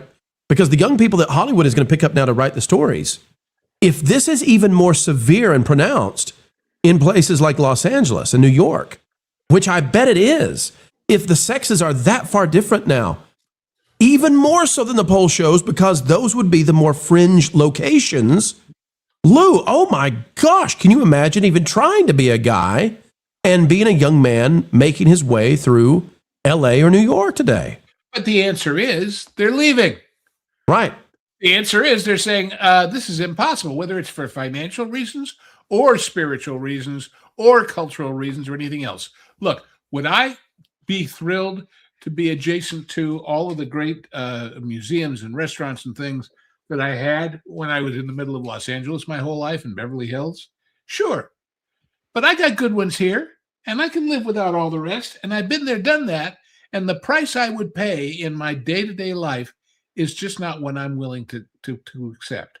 And so, you know, these places like we're looking at are physically, real estate-wise, stuck there. But that doesn't mean the culture is. And did you feel, Lou, that the Los Angeles transformed underneath you as you were there? And then Hell yes. There's no doubt about that. It absolutely transformed. Right. I mean, you know, and certainly from my parents' day, and because I happen to be one of those rare things, a second generation Los Angelino. I mean, and my father's family moved there when he was 3 years old. And so that was, I would always joke. I said on Thanksgiving, you could shoot off a cannon because everybody went home to mama, you know, and you wouldn't hit anybody. Right. But it's, look, and it's also, of course, the whole generation that settled California and the West coming back from the war after the war in the Pacific, saying, wait a minute, it's not snowing and it's November. Why should we go all the way back to Minnesota where it's yucky? Let's stay here. And real estate was cheap and the weather was good and jobs were plentiful. And that whole living on the Pacific Rim culture became something special, not just because of weather, not just because of beaches or mountains or whatever. But now you have to, it's a really interesting dichotomy because on the one hand, what you said about New York and LA and Chicago and the big cities is true. But the people making the movies, yes, they're showing them in 2,700 or 3,700 or 5,700 screens across the country, most of which are in big cities and are in major suburbs. And yet, what are people watching them on after they run there, or if they never bother to go there? At home, in their rural community, with their friends, with their good neighbors, with their lifestyle that they appreciate. So the more that they reject this stuff, and it's happening, and we're seeing it with all these flops at the box office, the more they've got to say, okay, well and good for our values and our political aspirations, we got to sell tickets. We got to sell tickets. Yep. And that's the marketplace, that's society. Lauren, as we look at this, I understand that part of what has happened across the world is we have brought so many people out of poverty and into the middle class. And when you come into the middle class or into the upper class, the birth rate drops. But at the same time, that does not fully explain what's happening. And when I see stats like this, when I see the disparity in the younger generation, that's how I come to the conclusion that this really has had an effect. Whether it was the pandemic or whether it was the woke era of entertainment and storytelling, we have had a profound psychological impact, especially on young women, but also on young men. And I think it's potentially devastating, and we've got to find a way to help men and women, especially young men and women, get along again for the sake of the society. That's not going to happen until the recognition is made that there has been a mutual collapse of respect. I think that's the real root of the problem here, is that there has been a denial, generally speaking, that men and women are different. They are different. That doesn't mean they're all different in the same way. But until we could respect those differences between each other, and that there are different strengths and weaknesses in each gender, and that there is a role for each of those genders, we're going to have this problem. We're going to continue to attack each other. We're going to continue to not respect what the other side brings to the table. And as long as that happens, we can't have stable relations. It's a respect thing. It is a respect thing. And it's... Go ahead, Lou. One more thing to note about that birth rate issue. It's even worse other places. I have seen some estimates that suggest that basically the main ethnicity of China, the Han Chinese, will cease to exist in about 10 years. The birth rate is so low. And so there's something going on, and it's not good for humanity. But it might be the 40 years in the desert, so to speak, that we have to go through to get to the promised land. Yeah, and I think that I almost hate to phrase it this way, but there's a natural effect of this happening, which is that when your population dips enough and things start to break, you begin to recognize what you respect in the other, because that's how you keep society functioning. So this could be seen as a natural correction. I would also say, I think another contributing factor to this is Paul Feig's Ghostbusters with all of the women. I think that had something to do with it too. 90% at least, maybe 92, 93, that's where we'll settle. I'll tell you this, folks, for all of human history, there's been this 3-letter word that was good enough that despite... Pie? Yeah, sure, pie. We'll call it pie. Maybe patty cake. We'll call it pie. Pie was good enough in human history that even because for most of human history, it was actually life endangering to give birth, pie was so good, people did it anyway. And the stories we've been telling and the beliefs we've been accepting about each other actually have had such an impact that people are no longer having kids. It's time to go back to pie, I dare say.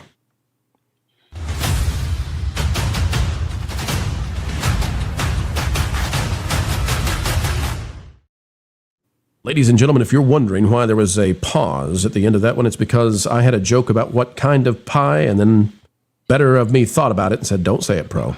Don't say the kind of pie. Just leave it alone. And I didn't. Snarky for 10, y'all It was a little suck. too tart, was it? Snarky says, y'all suck. Snarky, we know you don't mean it. We're gonna make it up to you, buddy, with this one. Snarky for 50, this has to be one of my favorite shows ever since Steve Will Twan Daddy. I'm not mad. I'm being snarky. It's my name. Can't take everything seriously. This is great. Snarky, you lift us up on your shoulders, man. You've gifted what? Hey, where'd Lauren go? Lauren? Hey, buddy. Snarky, you lift us up on your shoulders. You've gifted what? 100, 150 memberships? It's been amazing today, Snarky. It's amazing even if you can't give, but what a way to help us get the studio going. Folks, if you've not been here the whole show, we got to go on camera. Pro's got to be on camera and to battle back against whatever AI and YouTube are doing. And so we're building a studio. It's not cheap, and we surely do appreciate so much you all being so kind to us. Snarky, thank you, buddy.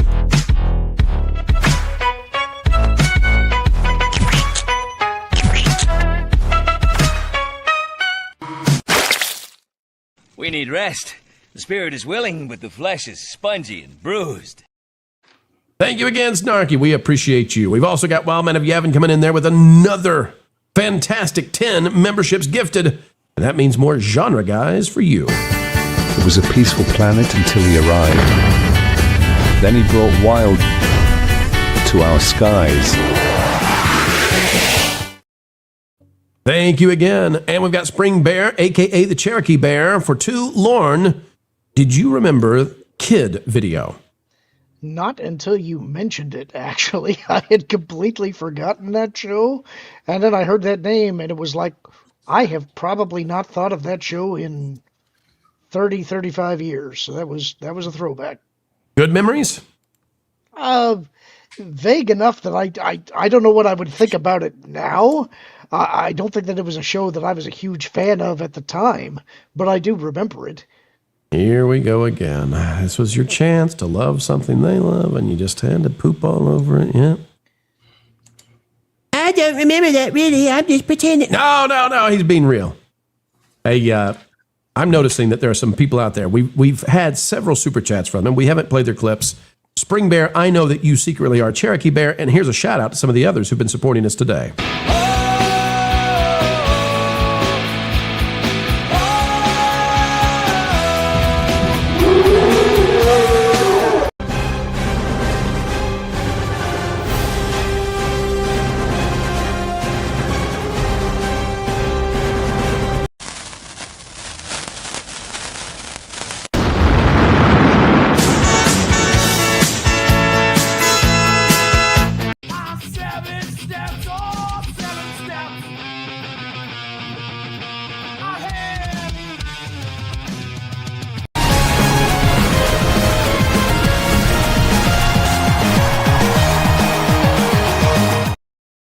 We got to get Eric Stratton's video to feature, what is it, an otter? We got to switch that to an otter. We'll make it happen. Bruce Newhouse for $4.99.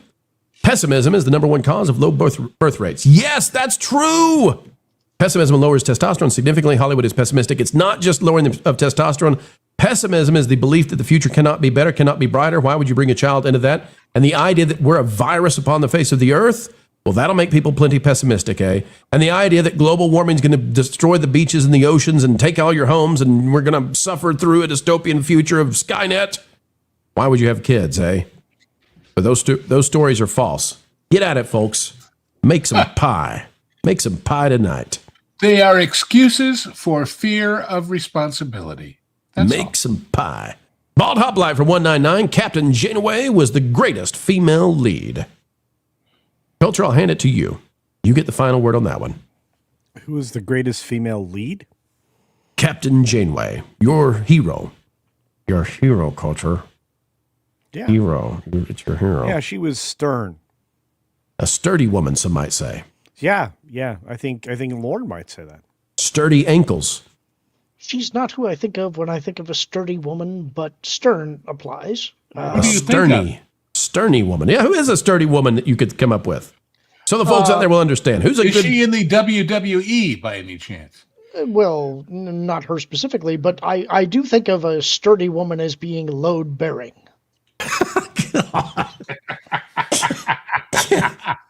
All right, Culture. It's the term mother load. Culture, give the details of your channel quick. The sturdy women are coming for us. Check out Culture Casino, the main channel. I drop videos there during the weekdays. I also do a weekday live show called the 6 Minute Daily, which is oftentimes 6 minutes to an hour long, sometimes even more. I try to give you as much as I can for your free subscription, which if you're not subscribed to the channel, please do so. If you're interested in something different that's not normally covered in our sphere, although I force it into the conversation sometimes, you can check out the new That Garden Place channel. Yes, it's affiliated with the greatness that WDW Pro and Jonas J. Campbell created. And we talk about gardening and how to do it for yourself and how to do it in big places, small places, and every places. And how do you go about producing quality food from what you grow? And I can't wait for one day when you move to a new place, that garden place showing you building new greenhouses and planting new plants. It'll be so amazing. I'm excited. Lauren, you're doing a celebration of sturdy women tonight on Lauren and Apollo. Is that the topic? We are covering influential shows from the 90s. This is a Kevin Apollo suggestion, and we're going to be discussing what made them influential, how did they shape the TV culture that we're in today, and how do modern entertainment stack up against them. Folks, check it out, 11 p.m. Eastern tonight. And leading to that will be That Gameplay. So come play games with us tonight on That Gameplay. We'd love to have you. Mr. Ghost, besides lose views on the Patreon, you do lose views. No, Pro, back it up again. Just you screwed it up too much. Way to go, Pro. Way to end the show.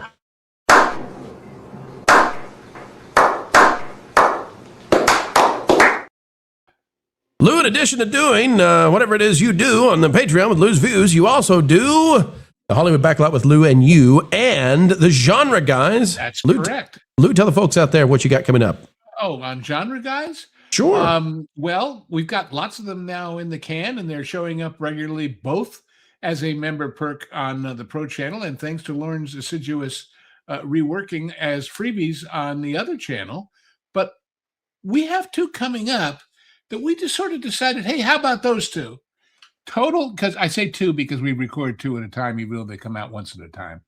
I just watched them both, Lauren. I don't know if you have, but I got to tell you something.